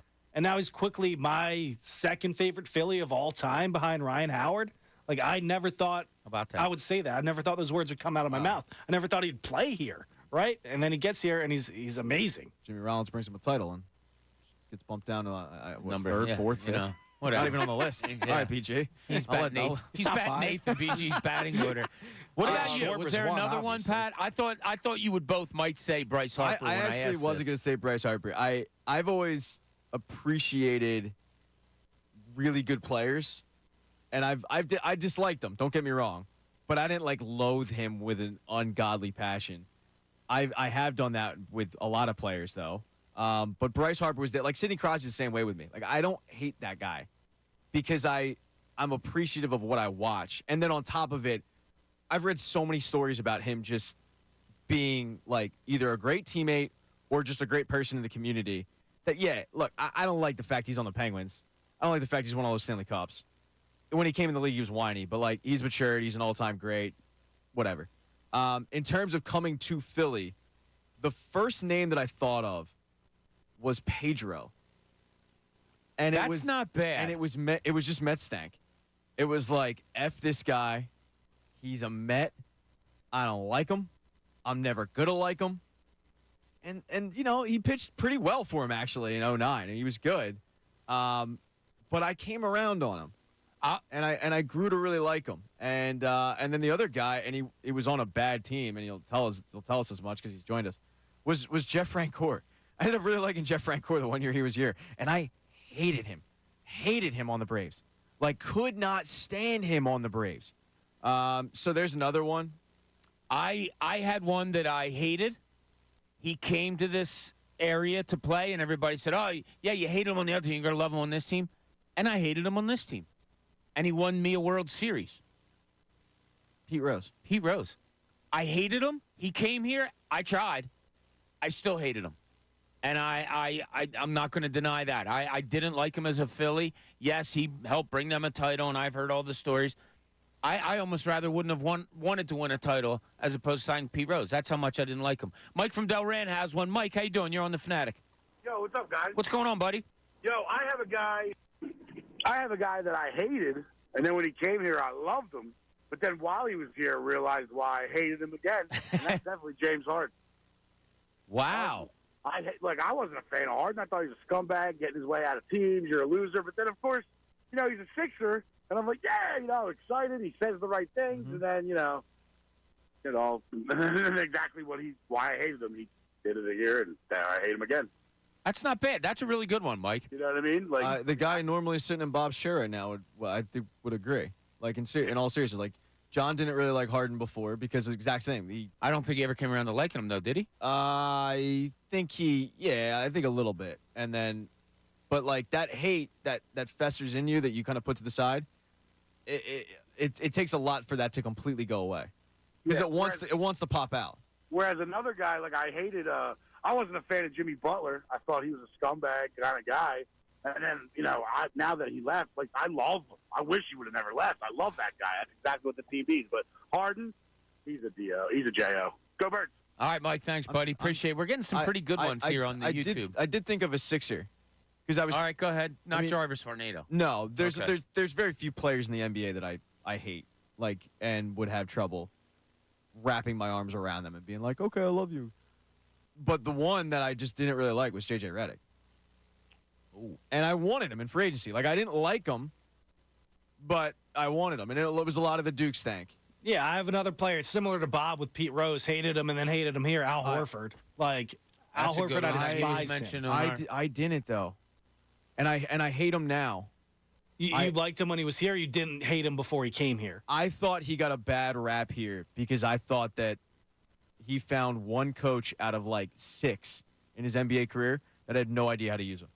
I thought Al Horford was completely misused by Brett Brown. Oh, I agree with that. Brett Brown was, a decent coach, but I did it the one day. I looked up how many coaches he had in his career. It was like 6 up into that point. They all found a way to use Al Horford, except one. And I would have liked to see Doc Rivers try to use Al Horford. Like I wouldn't have hated had Daryl Morey not traded him to OKC. That's why I hate him even more. He didn't even play in OKC. But refused. But no, he didn't refuse. They told him to sit down. It was their decision. Okay. It wasn't him. Like, he did play. He did play with Oklahoma City, and then they realized, like, hey, we're not doing well. You're a vet. Sit down. We'll figure out something to do with you. It wasn't his decision. The problem with Al Horford is the fact, and this kind of goes to a little bit, I'll segue into Mike Carter and Jeff Carter and Mike Richards. You can't blame Al Horford for getting traded back to Boston. Yes, he wanted to go back to Boston, but that was another organization's thing. So when the Flyers trade Richards and Carter, and then Flyers fans just are falling over themselves, like, can't believe they won a cup in L.A., the Flyers broke them up. Like, you can't forget that. The Flyers traded Jeff Carter to Columbus. Was Gagne on that team? He was. I think he was, but he was towards the tail end. But, like, you can't blame Columbus. It was Columbus's decision to trade him to L.A. All right? Like, you can't blame the Flyers for a decision made by Columbus. You can't blame the Sixers for a decision made by Oklahoma City. And Oklahoma City's decision was, oh, okay, yeah, we'll take Boston's first-round pick for this guy that we're not using. I don't blame him on that. And then, obviously, he becomes Al Horford. And it's frustrating because every time they play Boston, it's the same story. Like, they're kind of in the game, and then all of a sudden Boston, goes on a 15-0 run, and they pull away, and it's like, you hear the Nelson, ha-ha, and you're like, here we go again. And you got to see Al Horford's stupid face because he looks like a turtle. I think the best name that we got here on our YouTube page, someone you didn't like and then they came here and you liked. Pat Egan. Mike Vick. I never liked Mike Vick. Yeah. I mean, people. I liked Mike Vick up until his scandal, but I was also a kid and he was electric. I never liked him before the scandal. No? I never thought he could. I thought he was the most overrated quarterback in football. I thought he couldn't read a defense. At one point, his entire receiving core, and this is early in his career, at one point his entire receiving core was first-round picks, and his tight end was a second-round pick. It was like Peerless Price, Ashley Lee, Roddy White, and then Algie Crumpler. He still couldn't put up passing numbers. He would take off at the drop of a hat. He relied way too much on his athleticism. And then as he got older, he developed, the skill set to become a quarterback. I would cheer for him as an Eagle. Never really vibed with him. I mean, I didn't cheer for him. Like, I wasn't buying Mike Vick jerseys. Yeah. But, I mean, but I'm in the minority. A lot of people were turned off by that move, and when he got the starting job, they came around. And because he had done his time for the crimes that he had committed. Yeah. All right, Cousin Ryan, we'll get you in real quick before we go to break. Cousin Ryan, how you doing, buddy? Hey, boys, how you making out? Great. Week's flying by. I want to jump out with Egan and say, like, Flyers fans were mad at the Flyers, but it was also on Jeff Carter and Richard because they weren't doing what they had to. They were going out and partying all the time. Yeah, I mean, Jeff Carter had, people forget, he had a no-trade clause that kicked in the next year, and the Flyers had to decide, are we going to be committed to this guy for like 6-7 years, whatever the contract was, where he's got a no-trade clause, and we're going to have to ask him for teams, or do we trade him now? And by the way, that trade is still bearing fruit because that trade got you your captain in Sean Couturier. So you can't blame the Flyers because Columbus decided, we'll trade this disgruntled employee to L.A. and reunite him with his buddy. Thanks, Ryan. Appreciate it, buddy. I apologize. I cut Ryan off. No, that's okay. Yeah, that was on me. We were on the Pat tour there. I gotta shut up. Listen, we thank you again for joining us on this Wednesday here on the John Kincade Show. When we get back, I have a question to ask you that encompasses the 20s. Sports-wise in the 20s here in Philadelphia, and I need for you to come to a one-word answer when I describe to you what I'm talking about. This is the John Kincade Show here at 97.5 The Fanatic. Fanatic Sports Update. Delayed symptoms. I'm Brendan Gunn, and this update is brought to you by Allstate. Some people just know the best rate for you is a rate based on you with Allstate, not one based on anyone else. Visit allstate.com or call for a quote today. The Sixers fell to the Brooklyn Nets last night by a score of 112-97. However, that was not the biggest loss of the night for the team. 2 days after Tyrese Maxey took a knee to the head on Sunday versus the Dallas Mavericks, the All-Star guard was ruled out with a mild concussion. Sixers head coach Nick Nurse spoke to the media before the game yesterday and gave an update on Maxey's status. They said it was a delayed, mild concussion. They didn't really see the symptoms right away. And then he wakes up the next day and they're there. And he does have to clear the 4 or 5 step protocol process. So I would assume he's going to be out tomorrow. We're not rushing it. The Sixers are back in action tonight against the Memphis Grizzlies, probably without Tyrese Maxey. Tip-off for that game is at 7:30. You can hear that live right here on 97.5 The Fanatic. The Flyers have another day before their game tomorrow down in Florida against the Panthers, but the NHL trade deadline is approaching. The Flyers could go in numerous directions, so we'll keep you updated with all breaking news leading up to that here on Friday on 97.5 The Fanatic. For the first time since spring training began, the Phillies have an off day, but they'll be back in action tomorrow against the Tampa Bay Rays. Newly extended Zach Wheeler was on the mound yesterday, and he pitched 2 innings, allowing 2 hits and 1 run. I'm Brendan Gunn. Breaking sports news all day, every day is here. 97.5 The Fanatic and 97.5thefanatic.com. Philadelphia Union Soccer. Saved by Blake! Cleared away by Carranza! Brick wall, Blake! The games are here. Here comes Gazdag. Gazdag plays it off to Carranza, who scores! Carranza from Gazdag!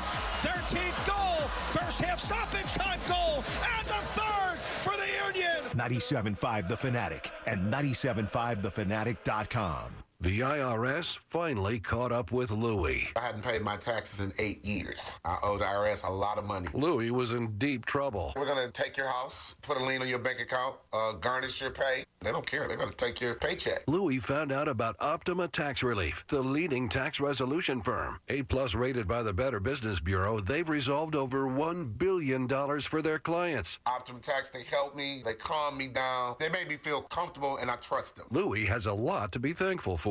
I don't owe the IRS anymore, and I'm able to live a comfortable life, a lot better life. It was because of Optima Tax. For tax help you can trust, call Optima now for a free consultation. Take it from Louie. If you owe the IRS, don't go it alone. Give Optima Tax a call. They can help you. Call 800-354-2840. 800-354-2840. 800-354-2840. Optima Tax Relief. Testimonial from an actual client. Some restrictions apply. For complete details, please visit OptimaTaxRelief.com. Go, Adrian! It's John Marks. Gang, what are you waiting for? Based on the Rocky movie, the only casino app that has the new Rocky online slot machine is BetParks. Try to win the knockout bonus or free spins only on BetParks. The BetParks app is the only casino and sports betting app that I use myself and that I recommend. It's safe, secure, and easy to use. Play all your favorite casino games 24/7 on the BetParks app. Daily promotions, live dealers, and more. Plus, live bet on all your favorite sports on the BetParks Sportsbook and Casino app. Bet spring training baseball, golf, college and pro basketball, hockey, MMA, and all your favorite sports. BetParks has a great offer. Join me right now and download the BetParks Casino and Sportsbook app, and new customers get up to $1,000 casino bonus back if you're not a winner in your first 24 hours. New users only. Casino bonus must be wagered. Terms and conditions apply. See website at betparks.com for details. You must be 21 and in Pennsylvania, New Jersey, Ohio, or Maryland. You love to play. You play to win. You bet. BetParks. Imagine it's the last ride, but your symptoms of irritable bowel syndrome with constipation, or IBS-C, are taking you for a ride. What should you do? Keep managing your constipation with belly pain the same old way? Or try getting ahead of your symptoms by talking to your doctor about treating it with Linzess, linaclotide. Linzess is a prescription medicine that treats IBS-C in adults. It's not a laxative. It's a once-daily pill that helps you get ahead of your symptoms. It's proven to help you have more frequent and complete bowel movements and helps relieve overall abdominal symptoms, belly pain, discomfort, and bloating. These symptoms were studied in combination, not individually. Do not give Linzess to children less than 2. It may harm them. Do not take Linzess if you have a bowel blockage. Get immediate help if you develop unusual or severe stomach pain, especially with bloody or black stools. The most common side effect is diarrhea, sometimes severe. If it's severe, stop taking Linzess and call your doctor right away. Other side effects include gas, stomach area pain, and swelling. Imagine, what could relief from IBS-C mean for you? Talk to your doctor and say yes to Linzess. Learn more at linzess.com or call 1-800-LINZESS. Hey everyone, it's Joe Montana. Spreading the word about pneumococcal pneumonia, a potentially serious bacterial lung disease that can be life-threatening. If you're 65 or older like me, you're at increased risk. So, what's the game plan? A strong defense. Pneumococcal pneumonia can strike at any time in any season, so you shouldn't wait to help protect yourself. Talk to your doctor or pharmacist about vaccination today and learn more at knowpneumonia.com. That's KNOW pneumonia.com. Sponsored by Pfizer. Progressive asks, what do a late-night pizza craving, Pizza place. Can I get one large pepperoni pizza? a newly licensed teen delivery driver, a guaranteed delivery time or its free offer, and your front fence have in common? Uh-oh. That's my fence! They can turn your stomach upside down in under 30 minutes. I'm still getting a tip, right? Bundle your home and auto with Progressive for great savings and round-the-clock protection. Progressive Casualty Insurance Company, affiliates, and other insurers. Not available in all states or situations. Jim was at the laundromat when he heard his ear said, "Maraca, senor," but his nose said, "Hey, freshest scent ever." Following his nose, Jim found a man pouring Gain scent beads into the washer. The scent, the freshness. Jim blurted, "Sir, your scent maracas smell amazing." You could call them scent maracas, but most noses call them Gain scent beads. Try Gain scent beads. Way fresher than detergent alone. You ever heard of naloxone? Naloxone? No. Me neither, until last night at that party. Someone yelled Jen overdosed. A guy ran up and put this spray in her nose. It was naloxone. Saved her life. Wow. Sounds like having naloxone around is a really good idea. Right? And anyone can get it for free at most pharmacies in New Jersey. No questions asked. I'm definitely checking this out.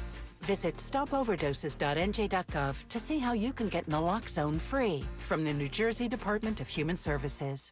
We can serve our weakness, or we can serve our purpose. Not both. From Angel Studios comes Cabrini, based on the powerful true story of Francesca Cabrini, one courageous woman on an unbelievable mission to build an empire of hope and care for society's most vulnerable. This project is overly ambitious, perhaps unrealistic. We are bold, or we die. Cabrini, rated PG-13, may be inappropriate for children under 13. In theaters March 8th. Go to angel.com/Cabrini. The John Kincade Show. 97.5 The Fanatic and 97.5thefanatic.com. This is the John Kincade Show here, 97.5 The Fanatic. Pat, sorry to interrupt you. As Pat is holding court in our studio with all of our welcomed guests here. Well, now it's down to one guest. Down to one, yeah. Somebody else had to work. Ray decided to go get ready for I the gotta show. work, guys. It's not all fun and games. So weird. All right. We are here now in 2024, Pat. Okay? I looked at the calendar recently, and I can get. So if you go back to a few years ago, we were talking about, oh, what a great time it is in Philadelphia. Why was it a great sports time in Philadelphia? Because you had Carson Wentz as your quarterback. He looked like the real deal. Because you drafted Ben Simmons and putting him together with Joel Embiid, oh, my God, it was going to be a thing of beauty. Superstar. All of these things. We talked about it, and Anthony often brought it up. It's going to be the roaring 20s. So I was taking a look back at the 20s. We can't really count the Flyers. They're in the rebuild, and they were bad, and that wasn't good, and they were just, mired in mediocrity at best. Yeah. I don't even know if at times they were mediocre. So they were there. The Sixers, since 2021, have gone 189 and 108. That's not bad. Yeah. Like that's pretty good. Yep. Give me one word definition of the 76ers, though, in the 20s to you. Disappointment. Yeah, underwhelming. Underwhelming and disappointed. Yeah. I'm not going to disagree with you, all because of what the playoffs entail. Yes. Your Philadelphia Eagles have been to a Super Bowl, had a 14-3 season, also fired a head coach during this time in the 20s, brought in somebody else, a little bit of disarray now. How would you describe the Philadelphia Eagles in the era of the 20s? Encouraging. Chaotic.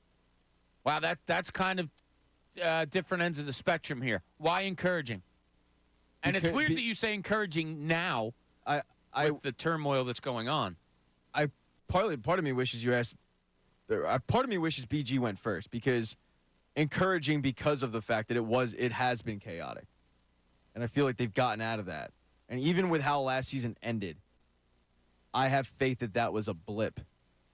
Mainly because they have two coordinators in here that seem to have a clue of what they're doing, whereas last year they didn't. Yeah, I went chaotic because it came into the 20s with the whole Carson Wentz and Doug Peterson exits.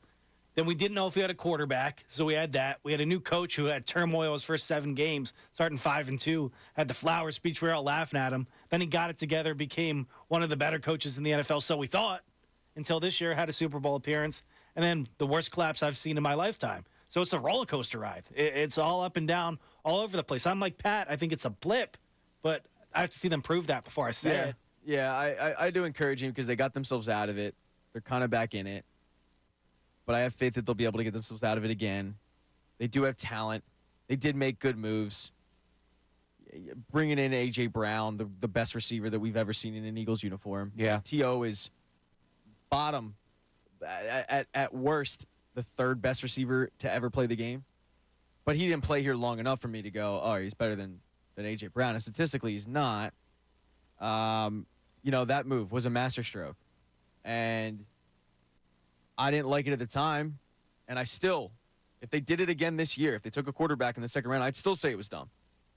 I will go to my grave saying taking a quarterback in the 2nd round when you have a guy locked up for that much money is dumb. But they took at least the right guy. And, I think it's encouraging. And you didn't. I found it interesting. You didn't bring up the coaching changes with the Sixers.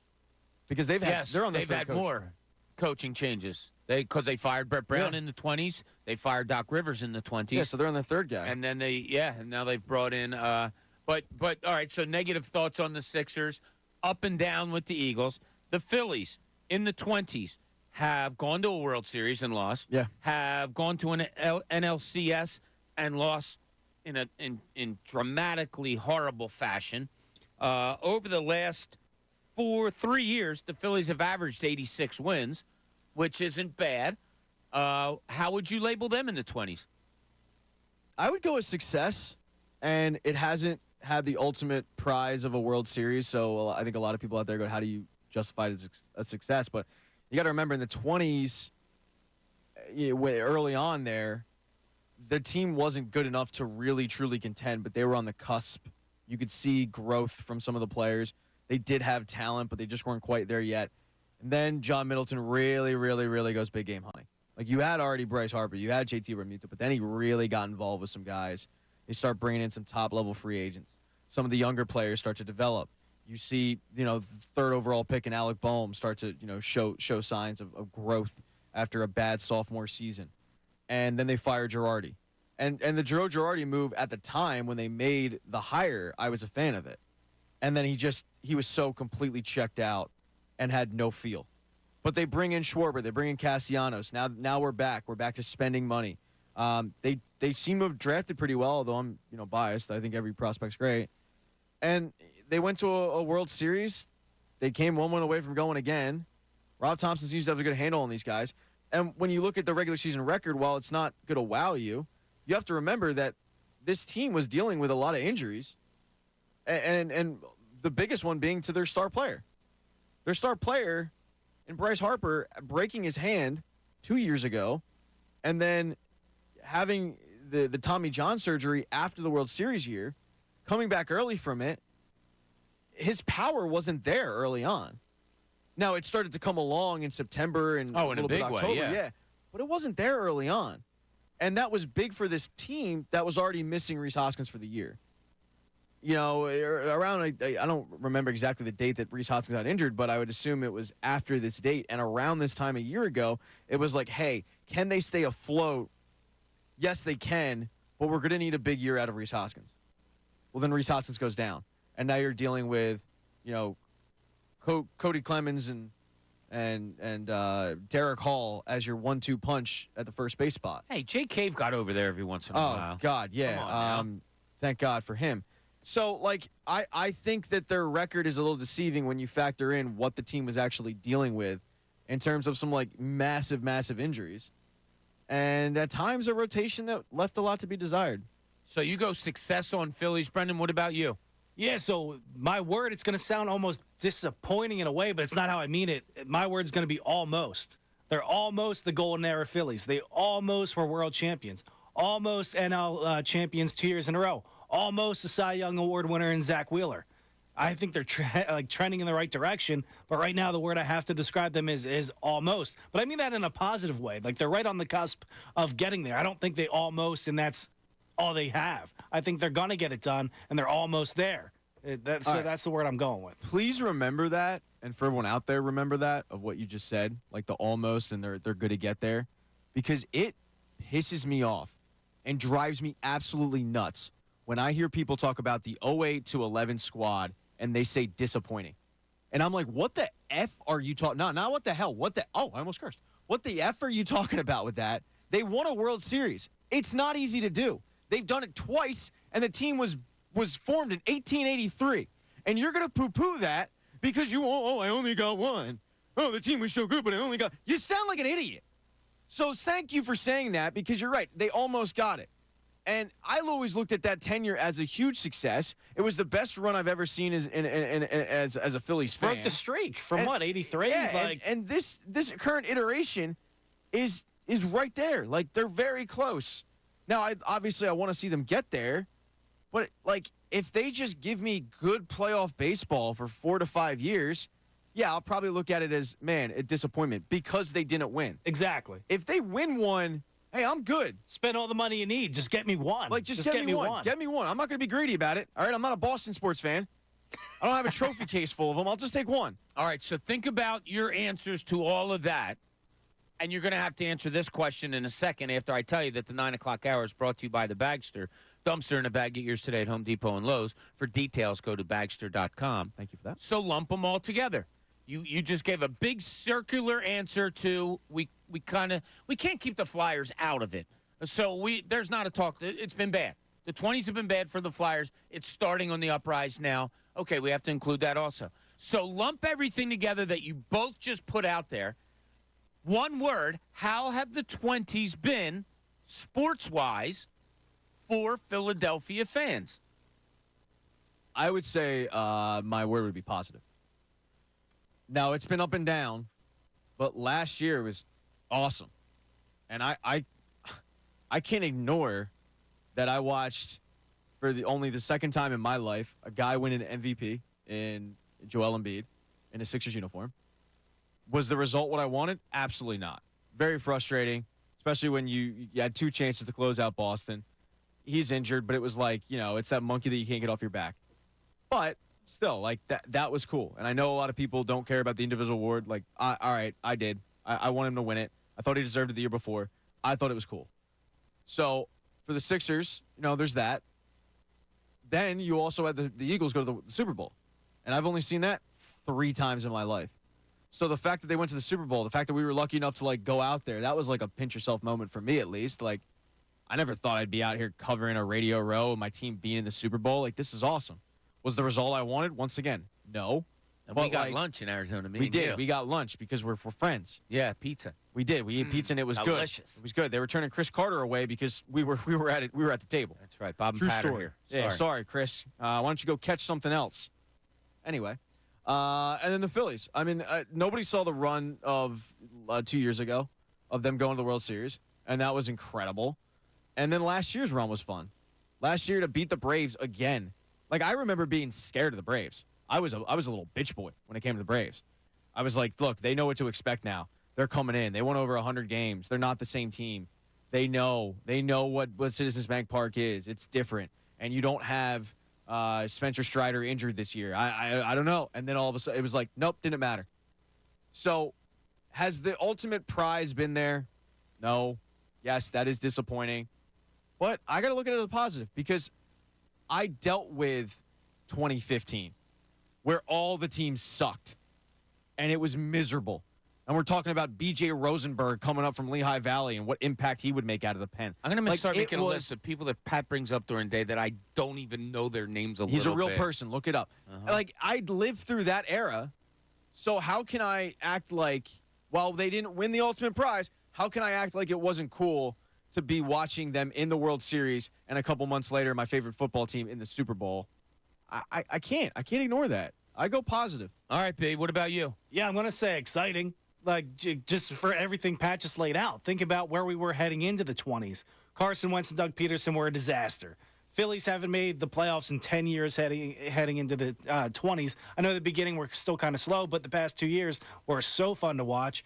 And then the Eagles the Sixers were coming off the process. So after that, we have 2 MVPs in the 20s, Super Bowl appearance, World Series appearance, NLCS Game 7 at home for the first time in franchise history. Yeah, we lost, but it was still a first, and it was exciting going into it. So I can't say I'm disappointed. I'm not trying to give out, like, participation trophies because I'm sure there's, like, some boomer out there is like, this is the problem with millennials. But it's just a matter of, like, I have to appreciate the good seasons and the good runs because they just don't happen all the time. Yeah, and dude, we could be like Chicago right now. They have no teams competing for anything in the 20s. For Scott Hartnell from the Flyers had Hartnell down. Every time he fell, he would donate like $100 to charity or $1,000, something like that, something crazy. And I thought, oh, that's funny. Hey, I fall a lot. Ice is slippery. So I started Egan down, and I would donate 25 cents. And I would calculate it throughout the year. I'd like keep track of it. And then at the end of the year, I'd send like $725 to Cleveland, to the Boys and Girls Club of Cleveland, Ohio. And every time people were like, why Cleveland? I'm like, that sports city sucks. Like, LeBron left them. Those kids have nothing. The Indians are horrible. They have the coach of the year, Kevin Stefanski, now, though. And I've switched to Buffalo because of that. And they misnamed when they gave out the trophy, but that's another story. As soon as they won a championship with LeBron, I switched to Buffalo. Because the reality is we like to do the woe is me crap in the city, but it could be worse. Like, Buffalo It's very hard to win a championship. So if all I'm getting out of it is what we've gotten so far in the 20s, I'll probably sign up for that, right? Like, I'd rather have that than what we had in the mid-2010s. Exactly. Like, that's my point. Like, I don't miss the days of looking forward to a draft lottery. Yeah, and I just want to get out of this building. Yeah, I don't look forward to that, of like legitimately carrying the draft lottery live on our airwaves because you know that there's some, phenom from LSU coming out, and that's the future. I don't miss those days. So, I was locked in a back room with no phone or computer in those days. I'd much rather have the disappointment that we've dealt with than have the hope for the draft lottery. Like you said, I'd rather have that heartbreak. I'd rather feel something than nothing at all. Like, obviously, we all want a parade. I get it. But when you take a step back, and during the 2015s, right, when you're able to take a step back and go, man, I have no good sports to watch. Even though the Phillies only won one championship in 2008, that was a fun run. I miss those days. Good input by you guys. That was because I would love to have a group of people and just say, describe the 2020s in one word with Philadelphia sports teams. You both came out with a positive outlook. There has been a lot of success. There hasn't been the ultimate success, so some people could go the other way. Well, if you're going to tease me and take me that far, how is that exciting? But you guys laid it out there pretty well. I have a tendency to agree with you guys. I'm proud of you, Pat. Thank you very much. Really good. I told you before, there was two defining moments to me last night when I was watching sports. One, I already told you, it was that Kyle Lowry has become that guy that I didn't think I was going to love when he was on my team, and I adore the guy now. The other one was this, and it's a question I'm going to throw to you guys. So put on your thinking caps. I saw what the worst job in sports is last night. I watched it. It came as clear as day to me. It was like in the middle of the night, the sun shone down on me, and it said, here it is, Bob. And I said, yes, I accept it. I see it. You're absolutely right. Okay. What is your guys' worst? What is the worst job in sports? You can go anywhere you want. Yeah. What is the worst job in sports? I have two that come to mind immediately. All right. Now, the first one, and I've always said this, the worst job in sports is the punter. Because the only people that are happy to see you is the other team. Your teammates do not want to see you come on the field. They're not happy with you. They want you to do a good job, but the other team is pumped when you come on the field. That job sucks. But the second one... And little room for error. Very, very little room for error. Yeah, and there's a limited job number two. The second one, though, do you know the story of how Roger Clemens would get pumped up for a game? No. Roger Clemens would have to do with putting a needle in his butt? Well, that as well. He would, and I don't even know how he got to this point. It's one of those, like, we're not asking the right questions. Like, what escalated? What small steps did you take to get to the point of putting Tiger Balm on your boys? He would put Tiger Balm on the pills. The thing is, Bobby, he wasn't the one putting it on. Somebody else would put it on for him. Like, he'd have, like, a trainer apply Tiger Balm to the boys to get them pissed off and fired up. Was there stirrups in the locker room? Dude, I have no idea. Like, you can look that story up. Like, that is an accurate story. I really don't want to. Yeah, you don't want. I love it. I don't because I'm. Like, what? Easy. You just told me this story. What more can I get out of it? Because it seems like you don't believe me. I believe you. I have never not believed you. You have. That's not. Even, I may have disagreed with you, but I don't not believe you. You don't believe me right now. I believe you. You don't believe yourself. Go get me some bombs, somebody. I'll show you how much I believe you. But like the goal of this dude to be like, hey, Skippy, come over here. So worst job in sports is I'm putting Tiger Roger Balm Clemens. on someone's junk. Yeah, man, that's it. Not bad. Not bad at all, actually. B, what do you got? Yeah, I wouldn't want that job. I think it has to be the referees. I mean, we talked about it earlier with the high school sports, right? Like, you mess up either which way, someone's mad at you. You're right on my train track. Like, you're not happy at all either way. So you're getting, whether it's local sports, you're getting reamed out by the parents who are psychopaths. Whether it be professional sports, you're getting reamed out by the players. You go on Twitter and you're getting attacked by the fans. You're getting death threats, unfortunately, because some people are absolutely crazy. Even if you make the right call, the opposing team is going to say, no, you didn't, and the opposing fans are going to say, no, you didn't. As far as positions in actual sports, I think cornerback's pretty hard because the only time we hear your name is when you're getting toasted. Other than that, we don't hear your name unless you get an interception. That's pretty much it. So I was watching the Sixers and the Union last night. I really like soccer, and last night. Oh, and by the way, I was texting with Jim Curtin this morning. He's going to join us at 9 o'clock on Friday morning. In studio? I didn't have the guts to say come on in, but I think I am going to go there since he dogged us last night. Yeah, he owes us. All right, Jim, if you're listening, I'm going to give you a call later, get you to come in. But great soccer game. I like soccer ever since my kids played it, and they were very good at it, and so I gained an appreciation for it. But my God, being a professional soccer referee has to absolutely suck because these guys don't shut the bleep up.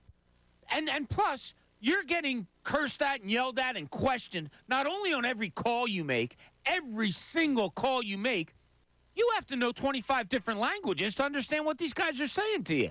Because, like, as Jim Curtin talks about, they have guys from, like, 8 different countries on their team. So if I'm – and Dario Saric, like, back in the day, he tried to teach me how to curse in Serbian so that if I ever got mad at somebody, I could curse at them, but they wouldn't know what I was saying. He said that's what he did on an NBA court. He would curse at refs in Serbian, and they wouldn't know what he was saying, so they couldn't call a technical foul.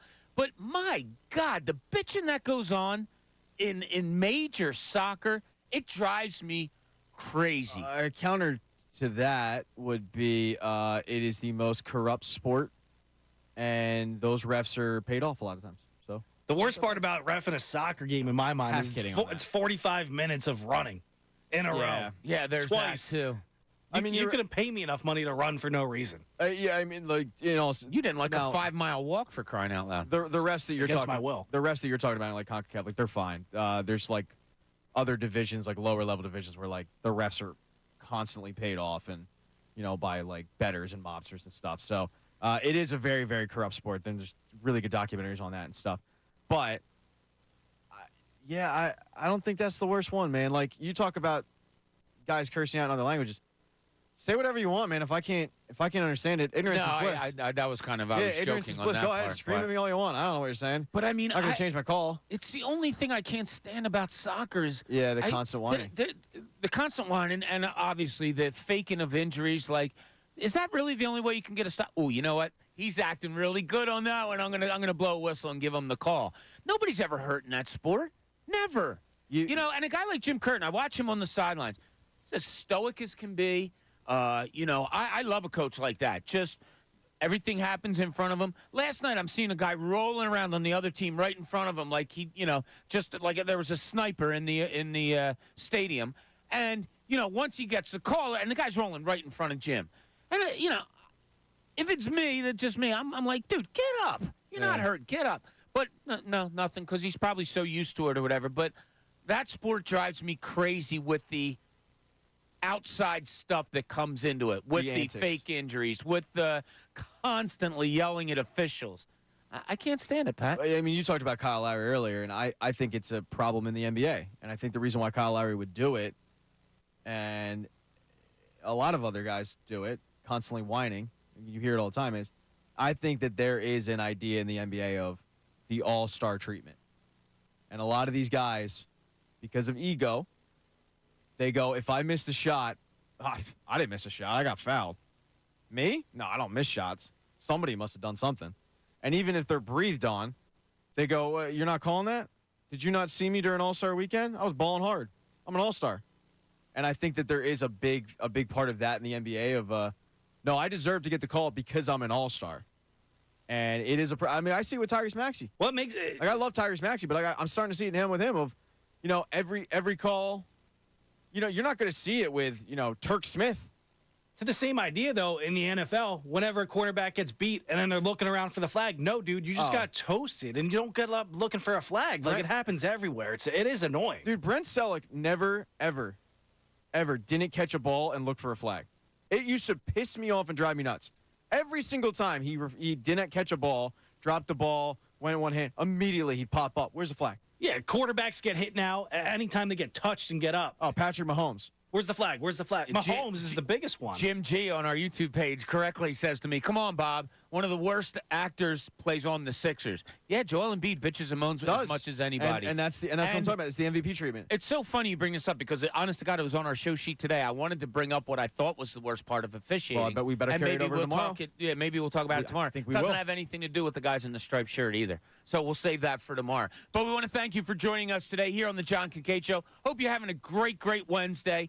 Andrew Saltunis is coming up. He's back from Florida. He's got a little bit of tan going on, all that stuff. You got the best show ever this afternoon today with Tyrone, Ricky, and Jennifer.